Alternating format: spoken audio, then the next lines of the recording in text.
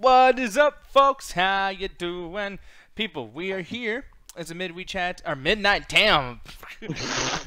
Man, I am sleepy. But we are here. It's time for that pre-show, folks. No music being played. We're just chilling. We're just hanging out, having a good old time. You know, hey, damn, nice shirt, dude. And his mic is off. That's awesome. Great. My mic on? Yeah, your mic is great. But Okay, Ganja's, cool. he was just talking a minute ago. What the fuck happened? Not again. Seriously? What is with that fucking camera, man? I don't know. Wow. Did you get smaller? Yeah, I must. Okay, well, since God is fixing his mic up, just keep it on me while I try to fix things up and try to get into a good fucking. You know what? Hear me? Yeah, we can hear you. But I look like trash. What the fuck's going on? You look like somebody that just woke up. Yeah, oh shit, I sound like somebody who just fucking woke up. I'm looking over here in the chat. Adrian Bland says, Nick, fuck up already. You know, fuck you, sweetheart. Fuck you very, very much. Rojo says, paint your wagon. Man, I don't even watch like How to Train Your Dragon. I'm not going to find out how to fucking paint my wagon. What? Bob saying, watch NXT TakeOver. No, I'm not watching that horse trash. Why the fuck would I be doing that stuff? Like, man, NXT has really started to suck lately, people. You guys probably know NXT has the yellow show on the WWE fucking wrestling agenda. You know, You can move it off me. This is the best. Oh yeah, you already. I was gonna say this is the best we're gonna get. okay, yeah, but and I like how Ganja. I picked up every time to show his face, and he's like, "Oh, this wrestling shit, you fucking ass." Yeah, I was tuning out. I was like, wrestling? Oh, I'm sorry, but yeah, man, fuck you. But, yeah, man. But I'm kind of like too, because NXT's been trash, and I don't want to watch that shit. But thank you very much for bringing up that. You know, maybe I should watch it. And maybe Trent Hovig will review it for tomorrow night. I think honestly, you should just leave the ringside hangouts where it belongs, in the grave with Undertaker's career and his forehead. That should all be combined to one solid grave, and you should just maybe release it as a time capsule every 5 years and do a random podcast with whoever's still alive from the hang side. Yeah, we'll probably just do ringside hangout 25 or something. Just have from the hang side. DX people come out and everyone just being completely boring for fucking 3 hours, and then we'll have an entire online audience literally leaving us during the show and our announcers falling asleip because Raw 25 is some like bullshit. the last 5 minutes of it would just be a montage of like the people who's passed. You know, that shit, honestly, Raw 25, well, that like traumatized me. I am never ever, people, ever going to be excited for wrestling and bring my friends in to watch ever again. Like that's it. I built that shit up. You remember that shit, Alan? I built that shit up for like 2 weeks, like just people Raw 25, like. No man, it's gonna be good, Ganja. Remember, like it's gonna be all the stuff we remember as a kid. Remember, Ganja, like 25 years ago, Rock, Stone Cold. They're gonna have all the old matches. A day later, man, I don't even know why I invited you. At this point, call me when it's gonna suck. Just call me when it's gonna be complete trash. I'll show up. Yeah, well then WrestleMania, next year, because it's probably. I'll show up to that. That's just the ultimate thriller. Whoa! Oh my god! That was over. I thought that was over. People are saying Ganja is the cone of silence. That's what was happening when you were all fucked up over there. And that's JT, by the way. He's saying best song from Paint Your Wagon. I was born under a wandering star. And this is supposed to make us want to watch this. Isn't that a Clint Eastwood movie, or am I thinking of something else? That sounds like an anime title to some random intro. I think I'm thinking of House of the Rising Sun. I feel like that's almost played during a Clint Eastwood movie at some point. I know it wasn't Goodfellas. But yeah, fuck you. Yeah, they're talking about Johnny Gargano and Ciampa as a feud of the year. Yeah, and it's great to see them wrestle again. They just wrestled recently. What the fuck? They're saying, Nick, now is your chance to apply to Talking Dead. Okay, so before we even get to that topic later on today, do you guys even know who the fuck Chris Hardwick is? Yes. Yes? Okay, cool. So, yeah, we're going to talk about that boy. Oh, man. God damn. I actually did not see that coming, but we'll talk about it. I ain't going to tell you that I possibly maybe Googled him, but I do know who he is. You fucking bitch. Roger Bear is saying, no, Eddie's saying, Ringside Hangouts is done. Actually, we're on hiatus for the last 2 weeks because I got so mad about watching wrestling that I didn't want to talk about it anymore. And, I mean, I'm sorry. I know maybe I take this shit too seriously, but it's like when we do a show and literally Hovig and Trey are not saying anything because they're so bored. And I'm just, I'm like clawing at something. Like, just come on, do the show, come on. And there's nothing to fucking say. It's like, I ain't going to put you guys through that. We had to take a hiatus. But now Money in the Bank is tomorrow. We're coming back with a vengeance. It's going to be awesome. Tomorrow's going to be a pretty fucking cool show. So definitely check that out. And if wrestling starts sucking again, I might just fucking shoot Ringside Hangouts in the fucking head. Yeah, fuck. Can I do it? I'll help you. It'll be like no, can me and Ganja run the Ringside Hangout? No, it's gonna be like the end of Goodfellas. Like we beat it down, we shoot it several times. We're about to drive it to his gravesite, and Al's like just chilling and stuff. The story, he's like, "Yo, did y'all hear something kicking in the trunk?" And then we have to kill it again when we get to the gravesite. God damn it. No, again, we'll do what we did with Anime Night. We'll run it for a couple of weeks, and then eventually it just peters itself out. No, we're actually gonna do. You're making Goodfellas reference. It'll be like when fucking Ringside Hangouts goes into a place to get made, and he opens the door and it's like, no. Is this all plastic? No! Man, that was sad. I watched that recently, and Robert De Niro crying after Joe Pesci gets killed. That shit was emotional as fuck, man. I know. God, I love Goodfellas so much. But anyway, you know what was more emotional? Watching all those Robert De Niro fans lose his mind when he said "fuck Trump." Wait, they were getting mad? Oh, they were burning his photos. One dude in like New Jersey like actually made a point to smash it through with his "Make America Great" hammer. It was great. Oh, what the fuck is going on, yo? You thought LeBron burning jerseys was crazy. I haven't seen the burn of Robert De Niro like he was a fucking dictator. Jesus Christ. Well, anyways, you guys actually hold it down, talk to the audience and everything. I'm going to go pee and grab something to drink, and then I'll be right back.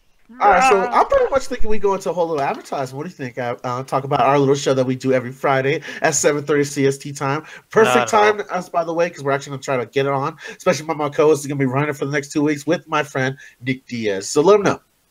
Okay, well, basically, as Ganja said it out, we do our show every Friday. But because Ganja is trying to become... I was about to make a deportation joke. That's a bad joke to make. Okay.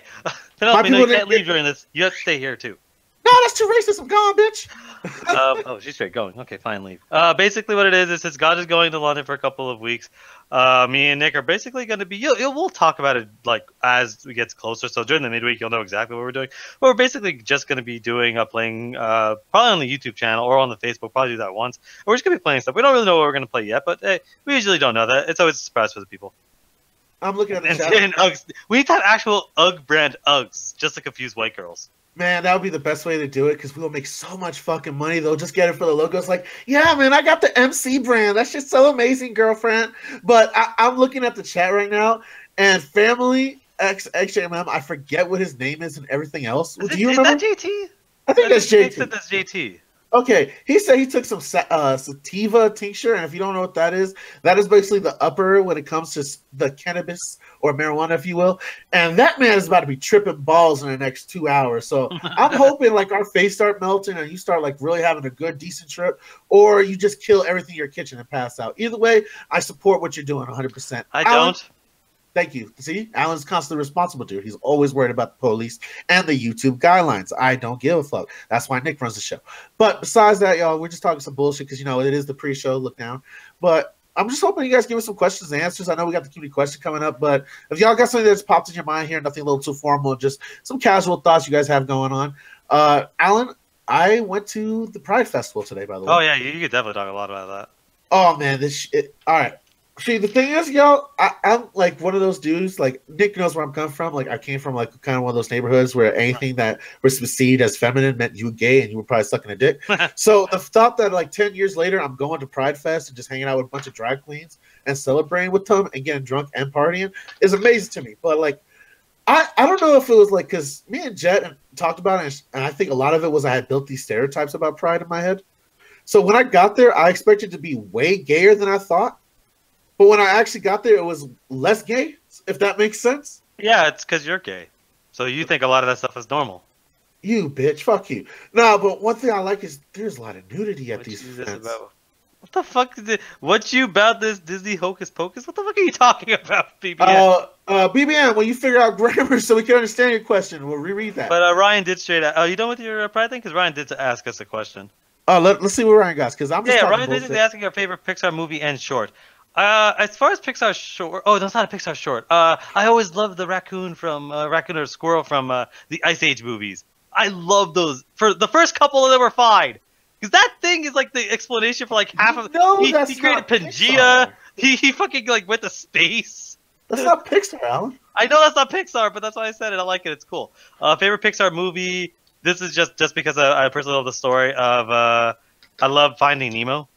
I think that has to be my favorite one, only because I love the concept of a father going across the world. Because I love the journey stories. I love the journey stories of them going across the world to accomplish a task. And the fact that he's going to try to save his son across the world, I love that shit. So you're just with him every step of the way. He goes through these crazy adventures, dealing with turtles, dealing with sharks, finding, Ellen Page, or not Ellen Page, Ellen DeGeneres. Wow, it confuses a lot. Fighting Ellen Page? I think you're thinking of The Last of Us there, sir.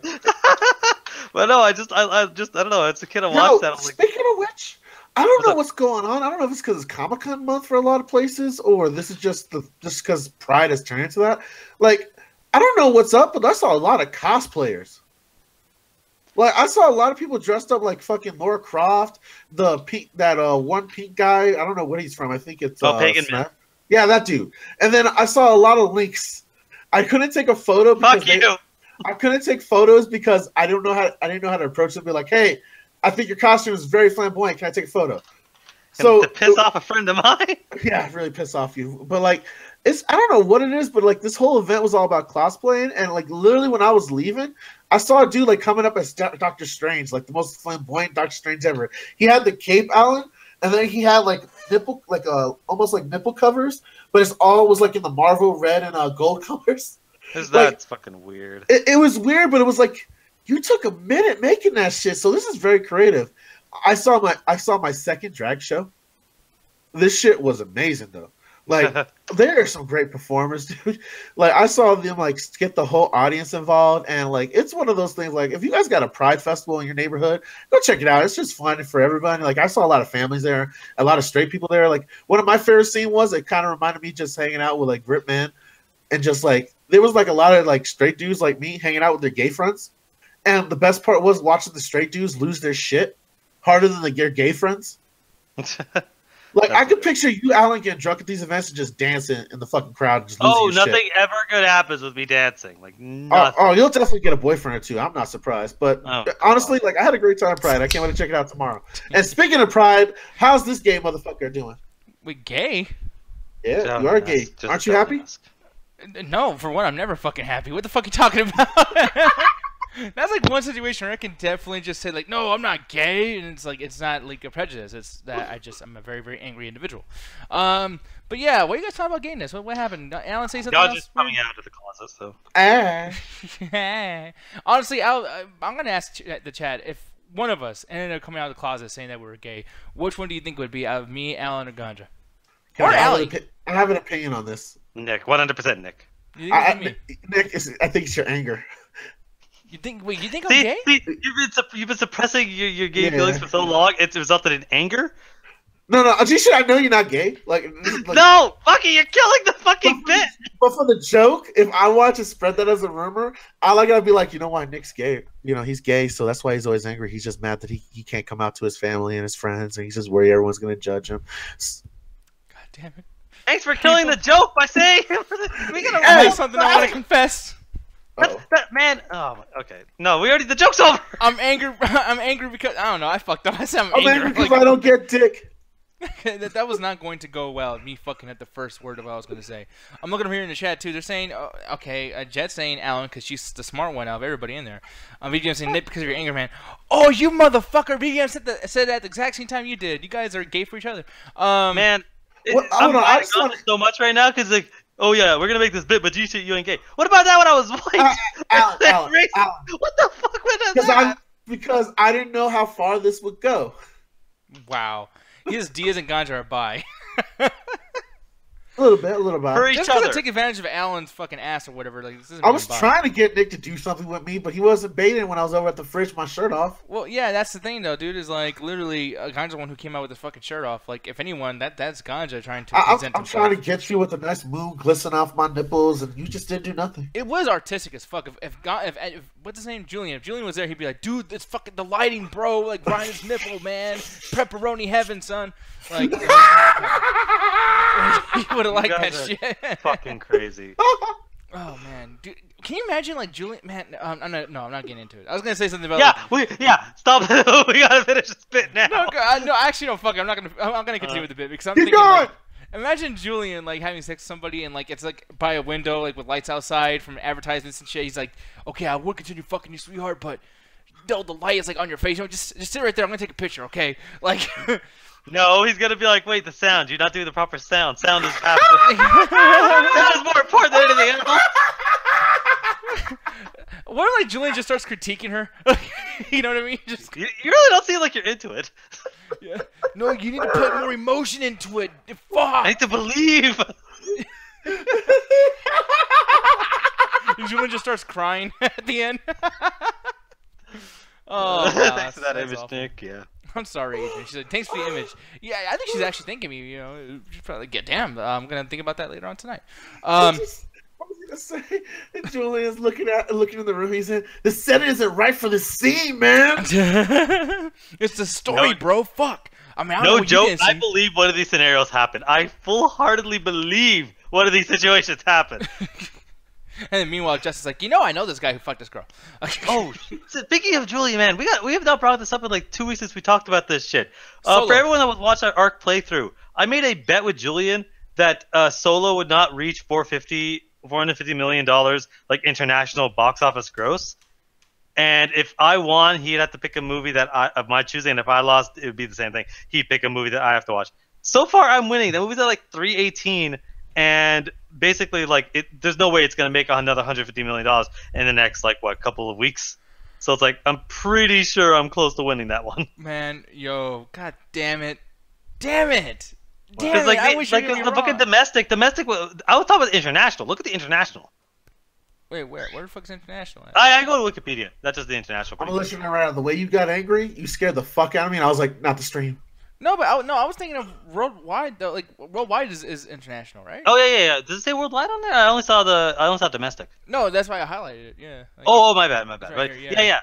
But yeah, 300. Yeah, 322. So I checked last week ago, so it's 350. So like, it has about make $130 million in the next with Jurassic with Incredibles just came out and Jurassic World's coming out next week. Come on, it's not gonna make that fucking. The money. thing is, like, I'm gonna defend Julian in a sense because I was wrong as well. But it's like, dude, I gotta defend him in a sense of like, this is like the first Star Wars movie to do that bad. Honestly, like. Okay, but the bet was this movie's gonna bomb, and I was right. Okay. Not that. Wait, hold on. It made its money back. You fuck. Okay. Well, the thing is, when I said it wasn't gonna make 450, that is a fucking bomb for Star Wars. This is the only Star Wars movie in history to receive this low. Even the prequels almost made $1 billion. I'm sorry, but brother. Don't check it. 250 million USD budget on Solo, so it didn't bomb. It almost made double. Okay, no, not. I don't mean that. Before I get yelled at, no, it's not that. But it made at least. It's going to make 100 million out of this entire thing, and it's like that's pretty good. But the thing is, like, a lot of it is there's advertising. So when you look at those huge budgets, those movies need to make like 600-700 to be considered successful. I think they even said in their fucking interview it has to make 500 to break even. Which means if it doesn't even get to 450, which like if it was a $100 million movie to make 450, that's a fucking massive success. This is the Star Wars. First of all, this is a Star Wars equivalent of a bomb, and second of all, the money. This is a box office bomb. Like this is ridiculous that it's made only $80 million. That implies they spent no money on advertisement, which they obviously spent like $100 million, $200 million on advertisement like per movie. So it's like, are you blocking my face? I'm winning. No, I was trying to show the calendar. I was trying to show the calendar, but it didn't work because Windows and XSplit suck. But we got 14 days of what I'm basically trying to show you. We got 14 days. It'll make its money in 14 days. It'll make $2 million per fucking week, whatever the fuck. Or per week. $2 million per week $2 million per week at 2 weeks would only be like fucking four. Like it has to make $130 million, which means it would have to make $10 million. My math is per fucked day. up. I could tell. Like your math's fucked up, calendar's all fucked up. So for the next 14 days, it has to make $10 million. Man, why can't a football player go and buy out a stadium for Solo? I mean, fucking, come on, man. Just to win a bet for some random YouTubers. Yes, I want to win this bet because I was part of this too. Granted, I didn't say that I was gonna watch something for somebody. Like, oh, fuck that. But hey, I stuck to my fucking guns, man. Like Julian, you don't have to watch. What did you want Julian to watch? I think it was either Yoga Hosers or the Emoji Movie. I'm thinking I'm gonna go with the Emoji Movie. No. Because the Emoji Movie had money behind it. Oh man, I don't know. Emoji Movie's not that bad though. I would have but he couldn't sit through it, so that's enough for me. Me personally, I would have to sit down to a Friesberg and Seltzer movie. I would like it. He liked Swiss Army Man, or whatever the fuck that was. I never seen it so. Hey, specifically because I remember him saying, I think it was, I can't remember what movie we were talking about. But he's like, yeah, I can get through 20 minutes of the Emoji Movie. So I'm like, you know what? That's the fucking movie. Because he was gonna because I did the offer where it's like, oh, if it made more than 450, that I would watch any movie he wanted. So yeah. Oh, wait, he's saying like, I'm not watching Yoko Hosers again. Bitch, you better not welch on a bet. I take those seriously.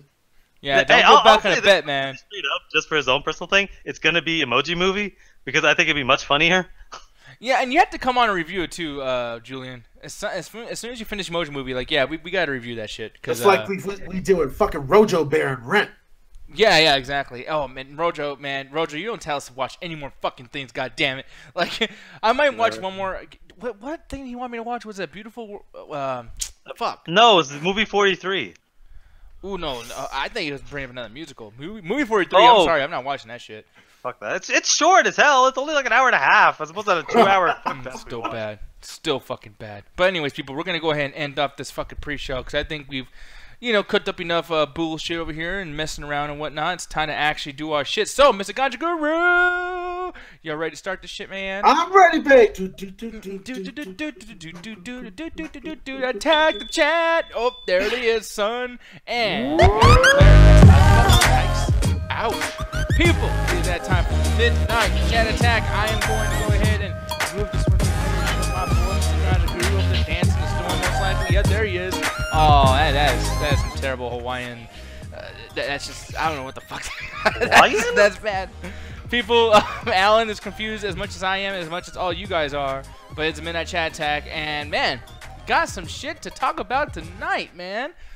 I gotta tell you, for one, we started off talking about fucking a bunch of sexual stuff and us being gay or not gay. Alan being actually right about something as far as Solo gonna not make its money back. I'm right about a lot of things. Well, I mean that's debatable. Fuck all y'all. I'm right about a lot of things, goddamn. You know what's fucked up though, dude? Is like he believes that completely, Ganja. Oh, fuck you. Wholeheartedly, I bet. You know what the fucking stories, you motherfuckers. No, the thing is though, like, yeah, he was right like a motherfucker on the Solo thing. I'm actually very surprised that Solo did not make, or is not going to make 450 million by the time, because we gave this till when again, Alan? Like second first week of July. Because again, this week's gonna be Incredibles, and next week's gonna be Jurassic World, and then by that point we're done with June. So it's like by the first week of July. So it's like again, that's about 2 weeks, maybe a little bit more. And it's like, yeah, it's not going to. Oh man, so yeah, the first minute chat attack of July, people. We will come back. We will look at this guy. That might actually be July 1st. So it's like, damn, god damn it. I'm really upset about Solo because I do think that was probably one of the more promising Star Wars movies to come out. I didn't watch the movie, but it's like I highly doubt it's as bad as fucking Last Jedi or Rogue One. It's just it's weird. It's one of the few movies I'll feel like right away it's unnecessary. That's the best way I can sum it up. Like you look at this and go, this is like filler. Yeah, exactly. I'm just fucking glad because that movie was gonna be trash, and I'm glad I fucking. Oh wait, I was about to mention something illegal. Never mind. Move on with the show. Yeah, he's glad that he watched it, but yeah, at a discount. Yeah, man, but no, I wish I did watch it at a discount. I haven't watched it at all yet. I need to at some point. I probably will. I watched it on the greatest discount you could possibly get, Smoke Signal. But here's the thing, though, folks. Yeah. Okay, what were you saying, Alan? Oh no! Like I was gonna say, like it's not worth it, but yeah, we got a story. Oh yeah, of course. But the thing is, though, one thing that we do have to discuss is the after hours. Now, I didn't make a thing. I completely forgot right when we first started the show. I'm like, oops, forgot something. But I'm telling y'all, people, Jurassic World is next week. I ain't fucking around no more. Tonight, Jurassic Park Day. Like, we are watching Jurassic Park, The Lost World. We're watching Jurassic Park 3. We're watching Jurassic World. Then we're watching... That's it. Unless you guys... I mean, do you think we should watch Jurassic Park, the first one, again? Because I think we watched it last year. Yeah, we did. It was actually last year around this time. I think going 2 and 3, because like we've seen it enough together. Enough people have already seen it. We need to sit through the garbage. We can't sit through the good ones. We gotta sit through the trash now. Like me personally, with like Lost Worlds, Nick, that one I was like, as a mixture of like, yeah, this is cool, but it's fucking stupid. That I think it would enjoy everybody's time. No, absolutely, man. And I actually don't think this movie's really all that bad. The only problem is I do feel like you guys need to watch. Like, if you guys haven't seen the first one, tonight is one after hours they should probably skip. And I hate saying that because I want you all to be part of this all the time. But this movie really just kind of like rise to success as the first movie, and to a point where so this almost feels like a Matrix remake. 2 of this. Basically, yeah. Oh, absolutely. This really does feel like that. Jurassic Park Revolutions. But yeah, man, like this movie, I mean, it's not all that bad, but I do have an issue with the fact that like it kind of does some stuff literally exact same way the first one did, where it feels like that T-Rex scene. And I'm like, yeah, this is almost like a remake. You know, it's kind of ridiculous. Yeah. And I feel like maybe all the Jurassic Parks kind of have that. If we know that there's a definite Jurassic template that they all have, you know what I mean? Yeah, no, I get that. Yeah, so I mean, like I said, that'll be fun tonight. That'll be the movie that we can kind of sit back and talk shit about and fuck around to. Oh, actually, more so than that, Jurassic Park 3 is complete. That's the one I garbage. refuse to watch that alone. So I want to be in a room full of people to watch that fucking thing. Oh man, yeah. And then if you don't like the Alan thing, he's gonna come back in full force tonight, sir. But yeah, people, tonight's Jurassic Park, and if something happens and you guys really, really don't want to watch it or something, then we'll think of something else. It might be just a normal after hours where you don't really have a theme or something. But I would personally, in my own personal opinion, I would prefer to watch a shit ton of dinosaurs tonight. And hopefully Ganji will be there too. I know you like your dinosaurs stuff, all your nostalgia. Oh, I love it. Especially for The Lost World, I'm definitely going to be there. That is one of my favorites because it's crazy, but it's also more of that fun kind of crazy. Like, I know a lot of people didn't like when it came out because it was not Steven Spielberg's creation, man. But it was still good for what they represented. I'm glad we get another 2 movies to prove that Jurassic Park is a terrible idea and dinosaurs should never be brought back. They are beautiful, gracious creatures that should be brought back. Bloodthirsty murderers that will kill you without a thought. Stop talking about AI like that, by the way. Yeah, exactly. Yeah, that's another thing too. If you have a thought, that's what makes them AI. I'm just saying computers are going to fuck us all up. And then the one thing, too, to discuss as well is I do like that in Jurassic World they bring that up, that it's a stupid idea. So, like, that's one thing, dude. Because, man, and here, I gotta get mad for a second. Can people stop saying the same thing about Jurassic Park, saying, like, oh, why would you keep making up the park? The park was only there in the first one and Jurassic World. 2 and 3 are in fucking islands that dinosaurs just kind of, you know, took over and shit. So stop saying that this park, there's only one fucking park, goddammit. Shit. Well, even if you're willing to like take out the canon, there's at least 2 parks now. 2. So it's like this is still a stupid idea to do it the second time. That's like a Disney opened Disney World for the first time, and like 1,000 people got murdered, and someone said, "Fuck it, let's do it again in 30 years." Well, and then the same thing happened. Well, a lot of the dinosaurs were holographics though. They were like walking through them and shit. And then like, granted, they had that one area with the raptors, but that was actually meant for like war and shit. So it's like those were meant to be weapons. So, you know, I'm just saying, Jurassic World got the shit together. People make fun of Jurassic World and talk shit. Hundreds of people died! It wasn't hundreds. It was like 10. Okay, if we're talking about on-screen murders, there's at least, like, 13. If we're talking about, like, just because of the fucking... Those fucking pterodactyls killed a lot of people. No, they all gang up on one girl. I mean, after that, they did all Dude, who was thinking this is a good idea? Yo, what did she do to the world? That Nothing. You know what she does? She walks in, hey, don't run, and then, oh god, I'm dying. She has like a line of dialogue. I love that shit, dude. Those pterodactyls, like, man, bitch, get that fucking bitch. Here, you take her. The best is the insult to injury where she gets eaten by the fucking big thing while she's getting eaten by the pterodactyl.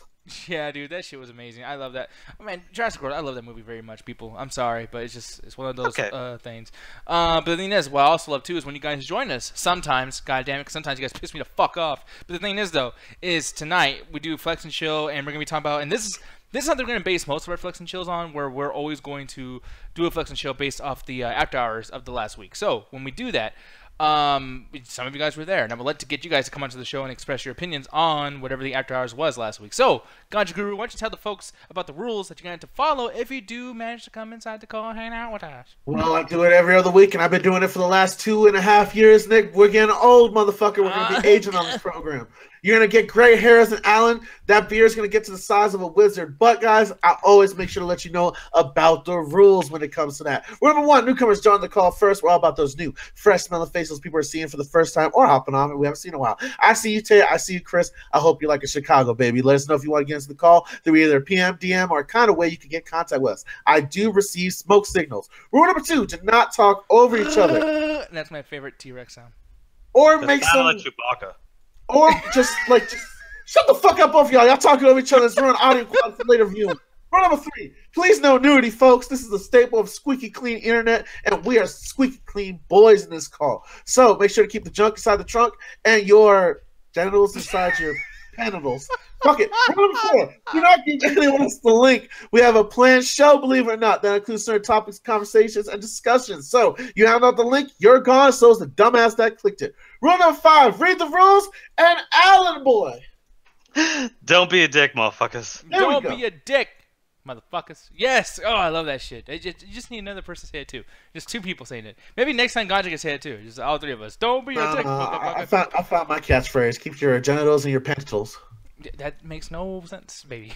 Can't just make up a word to rhyme with another word. If I force it long enough, it could work like murder.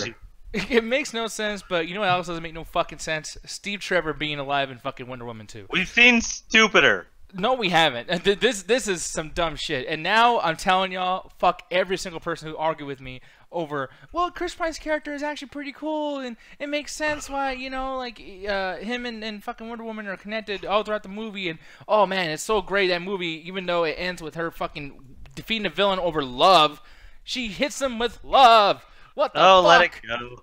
Like, I'm sorry, but now Wonder Woman, like, you're just a meme in my eyes for just making fun of women movies. Because it's like, wow, it would be a female's movie where you use the power of love to defeat the monster at the end. Like, what are you gonna do next? Shoot him with fucking Care Bear pink fucking, like, solar beams or something? Like, you're taking like something that happened, like, okay, you could shoot that to the fucking nth degree, like this, like it just randomly turned into the Care Bears at the end. No, it did. It did. It doesn't.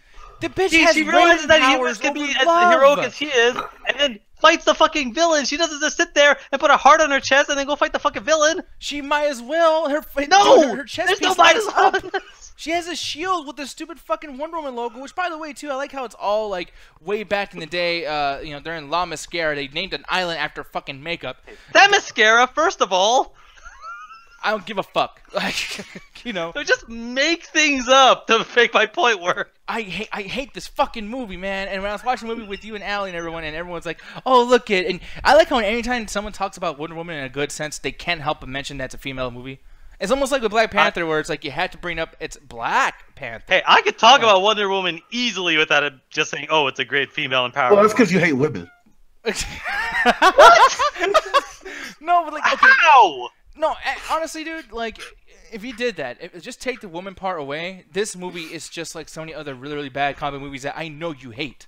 That I know you hate. There's a lot of... is this movie perfect? Fuck no. Is this movie really interesting? Yeah. It's an interesting period piece with an interesting hero, and you got a cool, colorful cast of people that are just going through a time period that I fucking love. I love World War I as far as with the history and all that stuff's going on. So you have somebody that's basically rampaging through history because they don't give a fuck, with cool-ass action scenes, cool-ass development, and actually an interesting take on multiple worlds. Hey, guess what? I just described it and didn't describe the fact that she's a woman at all. But you just described every comic book movie in a long fucking time. I described a lot of them, but I specify with period piece, so that heavily limits that to Captain America and a bunch of the X-Men movies. But I can take what you just said, and that synopsis fits on Justice League and Batman v Superman, and movies that are fucking terrible. Doesn't, actually. It doesn't fit on Batman v Superman and Justice League at all, because neither of those are period pieces. Neither of those are going through any form of history. Neither of those have a colorful cast of characters. They have characters there, but a lot of the characters have the same fucking... Okay, I'll tell you one. Captain America. Wait, did synopsis just give us Captain America? But I brought that up, too. Captain America's terrible. But like again, there are very few superhero movies that are set back in like, you know, 40s, 50s, and the 1900s. Very few. Well, fuck. Like, okay, you know what? You can have that, because I didn't think about this more so enough to even argue with you. So I'm gonna let you have your opinion. But for me, I'm telling you, that storyline, that fucking stupid forced love storyline between those two fucking boring ass characters, and I had to sit there for 2.5 hours just dealing with it,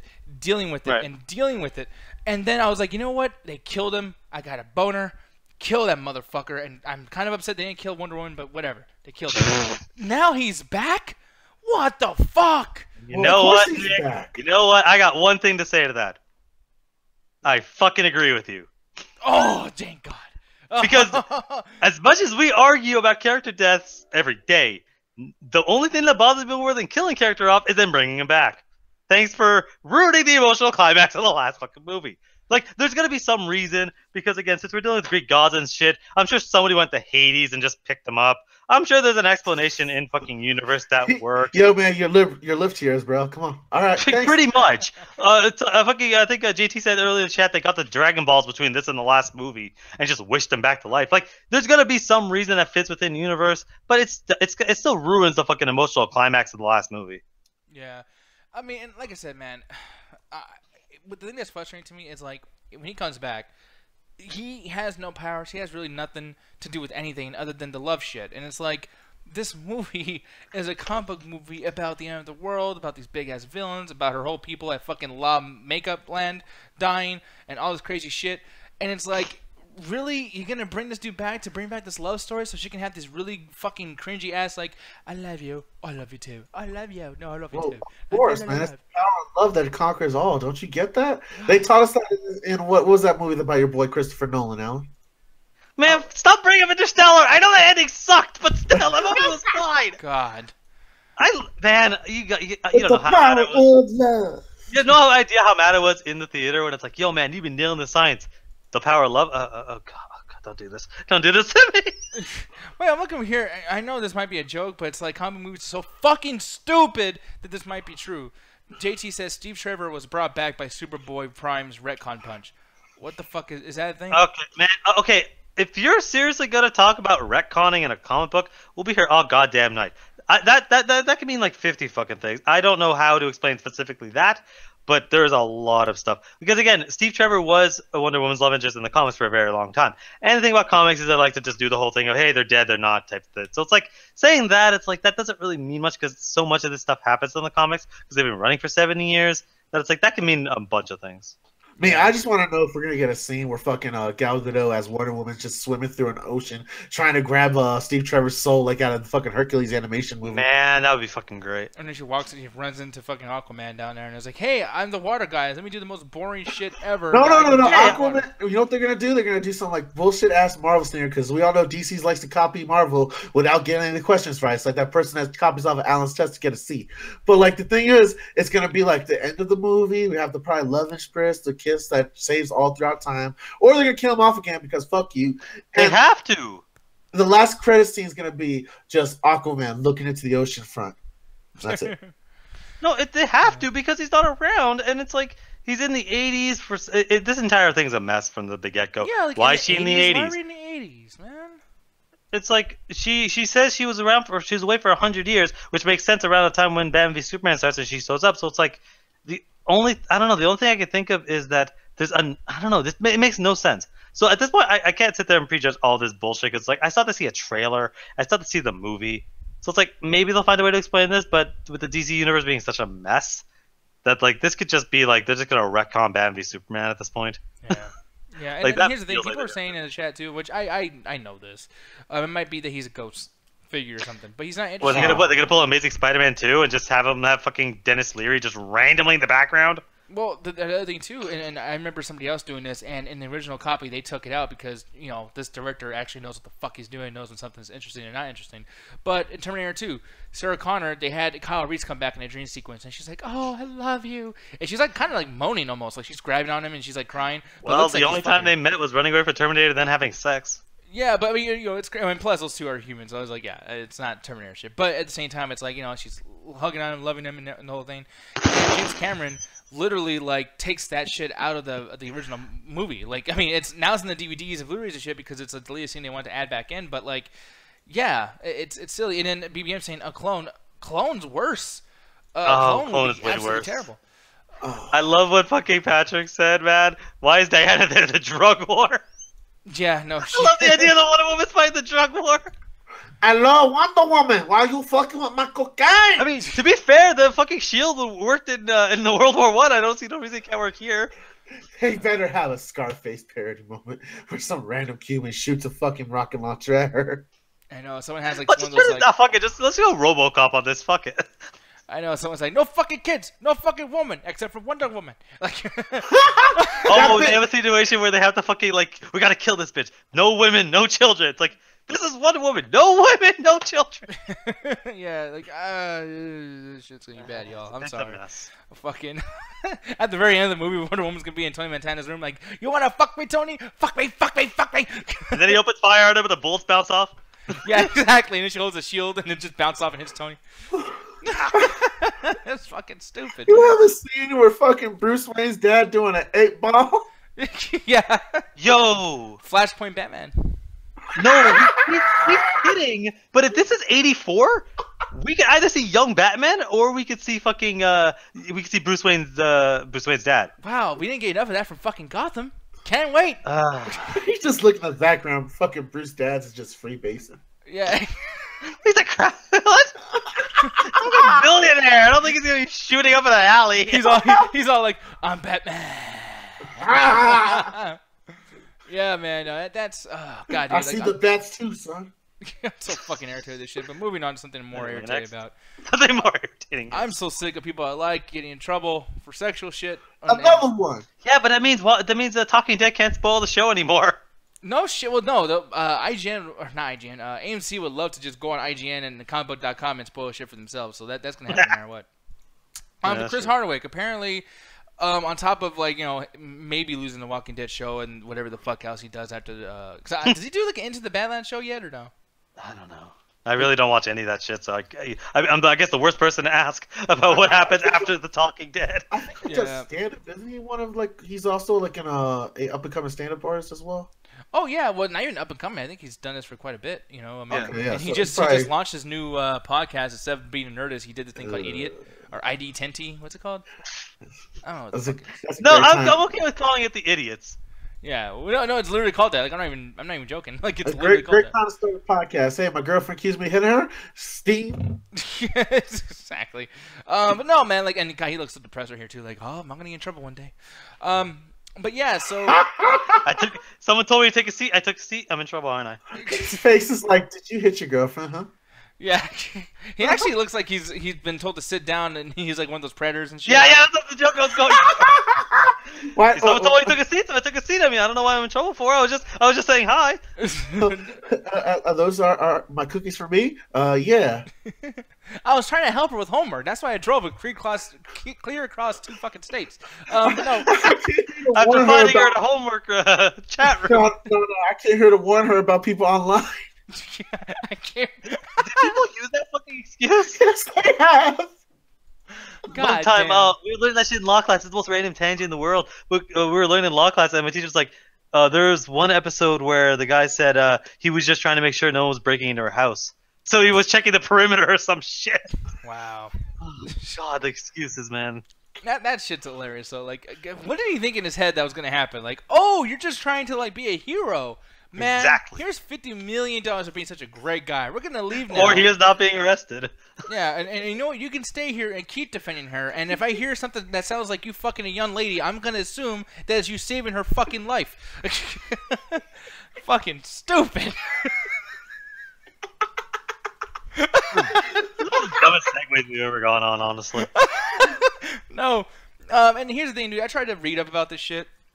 And all I can find is people just talking about shows. He's going to lose this, he's going to lose that. And it's like the internet likes to hear people losing shit instead of actually hearing the story about what the fuck happened. Because I had to dig hard. I don't even know why I had to. I literally wrote her name, Chloe Dykstra, which is a very unfortunate name for the situation.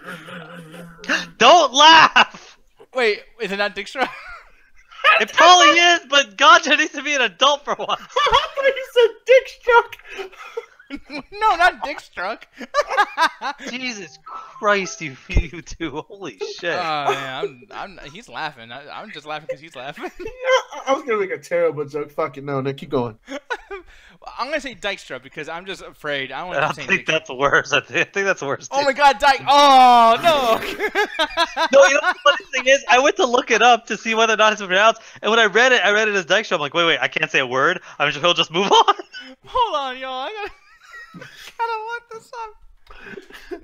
She's just mad. She's just mad he hit her with the wrong body part. What are we gonna do? What are you gonna do if I can put it to Google Translate and have it read it out? Thunderstruck. It's like. Okay, ACDC. She's Dykstra. Yeah. All right, let me see really quick though. That's her name, right? Chloe. How do you say that? You know what? Let's just say Chloe. Yo, that's a trap. Hey, what's up? That's a trap. I've recognized these before. The Governor. Yeah, like how do you not? Exactly. Like Arnold did that shit. It's like, don't talk shit about me because I'm gonna go in and take the last bit of what you said and make you out to be a racist, motherfucker. If you get mad at me, you're probably gonna say he didn't create his last name just so he could beat up racists. That's not how that works at all. No. Hey, his father was a Nazi, so it might be. Exactly. Yeah. Yeah. So the Nazi renames part of his last name that can be construed as a racial slur. Are you high? I mean, Yes. I gotta stop. Yes, Only motherfucker yes, on I am Earth. high. I am very high on life for YouTube. Only motherfucker on Earth where if that's a wrong thing to ask is how high are you? Yeah, but the thing is, like, as I'm looking this shit up too, though, like, I put Chloe Dykstra, whatever the fuck, allegations, and like, the only thing I could see is, you know, a bunch of, like, when I clicked on this is about, like, what Chris Hardwick's saying, like, oh, I didn't say that shit. Actually, it's not even showing up. But, I mean, look how fucking hard it is to do this. And it's frustrating because, yeah, like, I had to dig a little bit, and I don't know the entire story, but what I did find is he basically was doing shit of like, hey, you know, you have to lose a certain amount of weight. You know, you can't fucking be talking to a bunch of guys. I'm very, very jealous. Don't be doing this. Don't be doing that. Mental abuse, that shit. And yeah, and like I know that's abuse to a certain extent, but at some point we gotta really, really fucking stop, like, being okay that women can just say, hey, I love him, or it's a weird relationship to kind of get, you know, stuck into. And I'm not going to do anything. I'm just going to sit here. Like, I don't feel bad right now. I really don't. I mean, granted, at the end, he did some really bad shit, which we'll get into that in a minute. And I do think Chris Hardwick is a fucking complete piece of shit. But in the beginning, it's like she should have left. I think that there needs to be a class just for women in, like, elementary, middle school, high school, that teaches them that you don't have to do what a fucking dude says, and you don't have to be stuck in. Well, you can easily do that multi because people get stuck in the situation. But again, you can't really look because I don't know anything about her because again, we couldn't find anything about her. But you go into the situation where she either grew a dependency because of just finances or just the area, or she didn't know anyone or didn't have any friends. So it's like, sometimes people get stuck in situations they can't get out of as much as they want to. So it's like maybe she just finally got a situation. She finally got out and said, "Fuck it, this guy's a piece of shit. This is what's going on." So it's like, you know, not everyone always has the option of just walking away. It's like, what if she couldn't afford it? What if she was stuck there? What if she was literally trapped? So it's like, there are a lot of situations where it's like you can't always get out of those situations. Yeah, and I mean, I don't know what the phrase was, but I do think that she did get pregnant at some point too. Oh, and yeah. There was a part, I don't know if you guys, do you guys read the quote on this about what Chris Hardwick said after she didn't have the baby? Oh no, I wasn't able to get that part. What did he say? No, he literally asked the doctor, "Hey, so how long is it gonna be before I get to fuck her again, or how long is it be before I get to have sex with her?" And it's like, wow, like this you're that fucking evil, where she just lost a kid, or I don't know, it was an abortion. I don't know what the case was, but it just happened after a pregnancy, and he literally asked, "How long do I get to use her for my sexual like what I want?" You know. The doctor was like, the front door is closed for 2 weeks, but the back door is open. Yeah, it was like, damn, dude, like, talk about making a woman to be a fucking object. Like, holy shit. Pretty much. Like, if you need any fucking, like, proof that, even, like, if that obviously, like, if that's not true, then it's like, yeah, whatever. But if that is true, like, you need any other reason that she's stuck in an abusive relationship, that statement alone. Yeah, that statement alone. And that's something that's like, wait, what are you saying, Ganja? I was gonna say, like, in comparison, like, because that was pretty bad, but like, what's worse between that and like when Drake was sending the text message to his baby mom talking about, you better get an abortion. I already know what you up to, bitch. Yeah, but like, it's just these stars do this shit, and it's like at a certain point you gotta use common sense. I mean, I know Jet's in there saying, you know, hey, she didn't think of it as abuse. But it stops being like what you think of it as. It gets to a point where it's like you can just tell one other person what the situation is, and someone who's not involved in the situation can tell you literally, this is what the fuck it is. I mean, you do not need a dictionary for this shit. You know what I mean? Like, I don't need to end up being Alan's friend and be super close, and then Alan ends up like shit in my face. I'm like, I mean, what does that mean? It's like, how about, you know, it's not a friend thing, it's not a secondary relationship thing, it's you just shit on my face. Like, okay, but that's the thing, like, what she's getting at when she didn't think of it as abuse, like, let's say I just said, yo, Ganja, you fucking stupid. He probably laughed, like, you bitch too. But if some random person came in here, I just insulted Ganja, and he has no idea what the fuck that means. Okay, you know. But it's like, we have a rapport there where we talk shit to each other. And it's like, if I explain it to anybody else, like, oh, yeah, I call him fucking else. Like, what, you hate him? It's like, no, I don't hate him. He's my best friend. Like, people don't exactly know what's going on. Like, I know that's probably a terrible example, but it's the closest thing I come to where it's like, it wasn't until, I guess, the final straw where she's like, I gotta try to get the fuck out of here, you know? Yeah. So I mean, like I said, and this is not a situation like with Morgan Foreman. I was about to say George Foreman and Morgan Freeman put together. But it's not like that where, you know, I'm gonna say like, oh well, you know, I don't believe this girl. I completely believe this girl. But then again, it gets to a point too where it's like, now when you actually do start knowing that something's wrong and you're not comfortable and you do want to like change and whatnot, it gets to a point where she ended up cheating on Chris Hardwick, and I'm like, okay. You have these options to get out of this. You know that's bad, clearly, because you cheated. You know that you should not be doing this. and you decided to cheat, so you took the worst option of all the potential options. You know, like that's kind of weird to get this big bout of strength to rebel against a horrible boyfriend. But I'm gonna make sure to do it by making myself out to be a huge fucking villain myself. It's like, yeah, you're surprised that he went out and fucking blacklisted you, which is a horrible thing to do. But yeah, of course he blacklisted her. She fucking cheated. If he's already an evil bastard son of a bitch, how do you think he's gonna react when you cheat on him?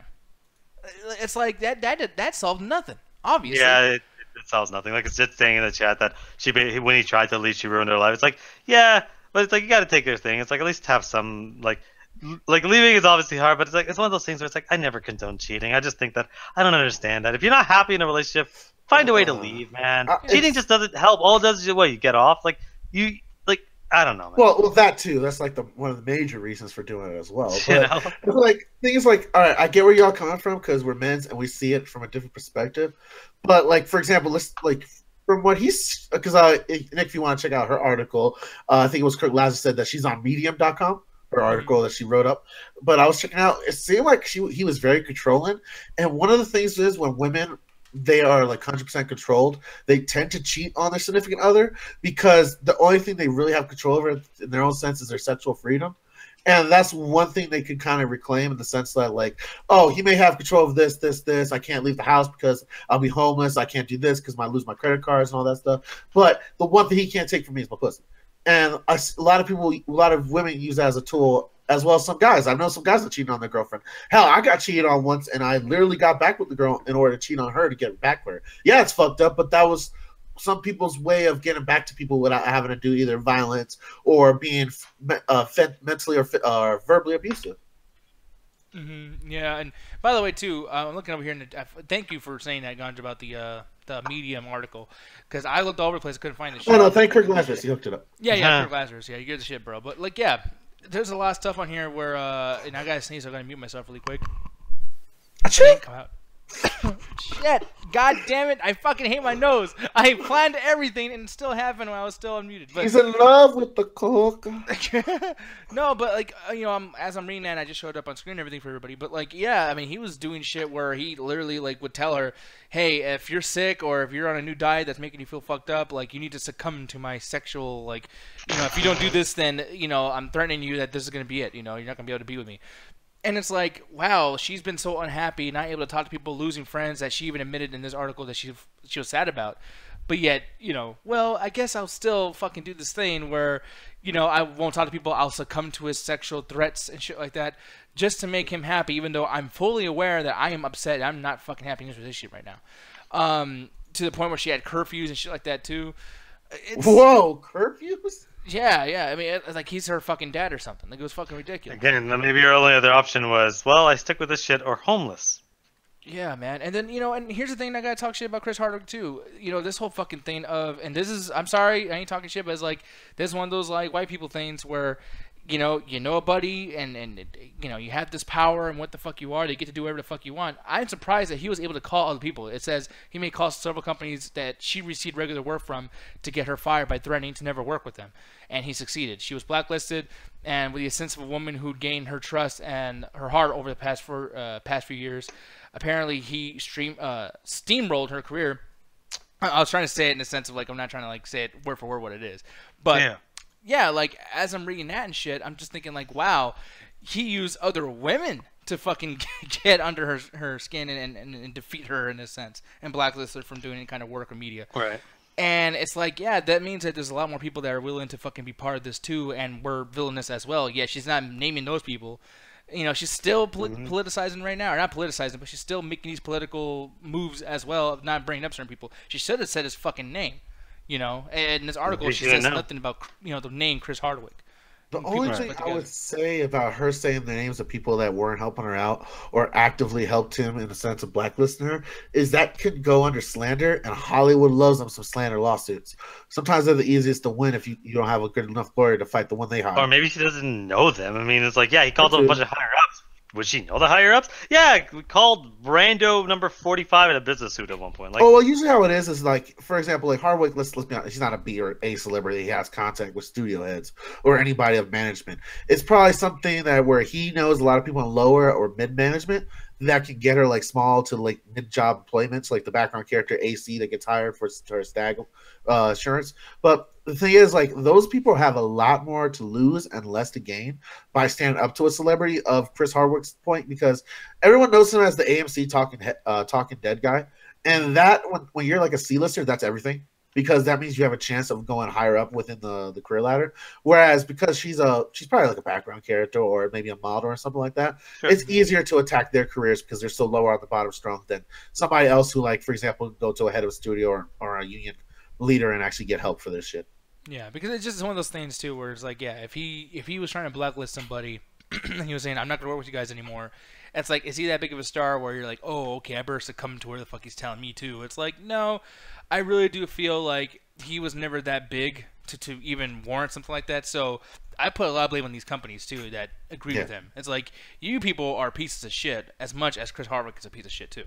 I don't know who those companies were. I'm gonna assume that AMC is a big one.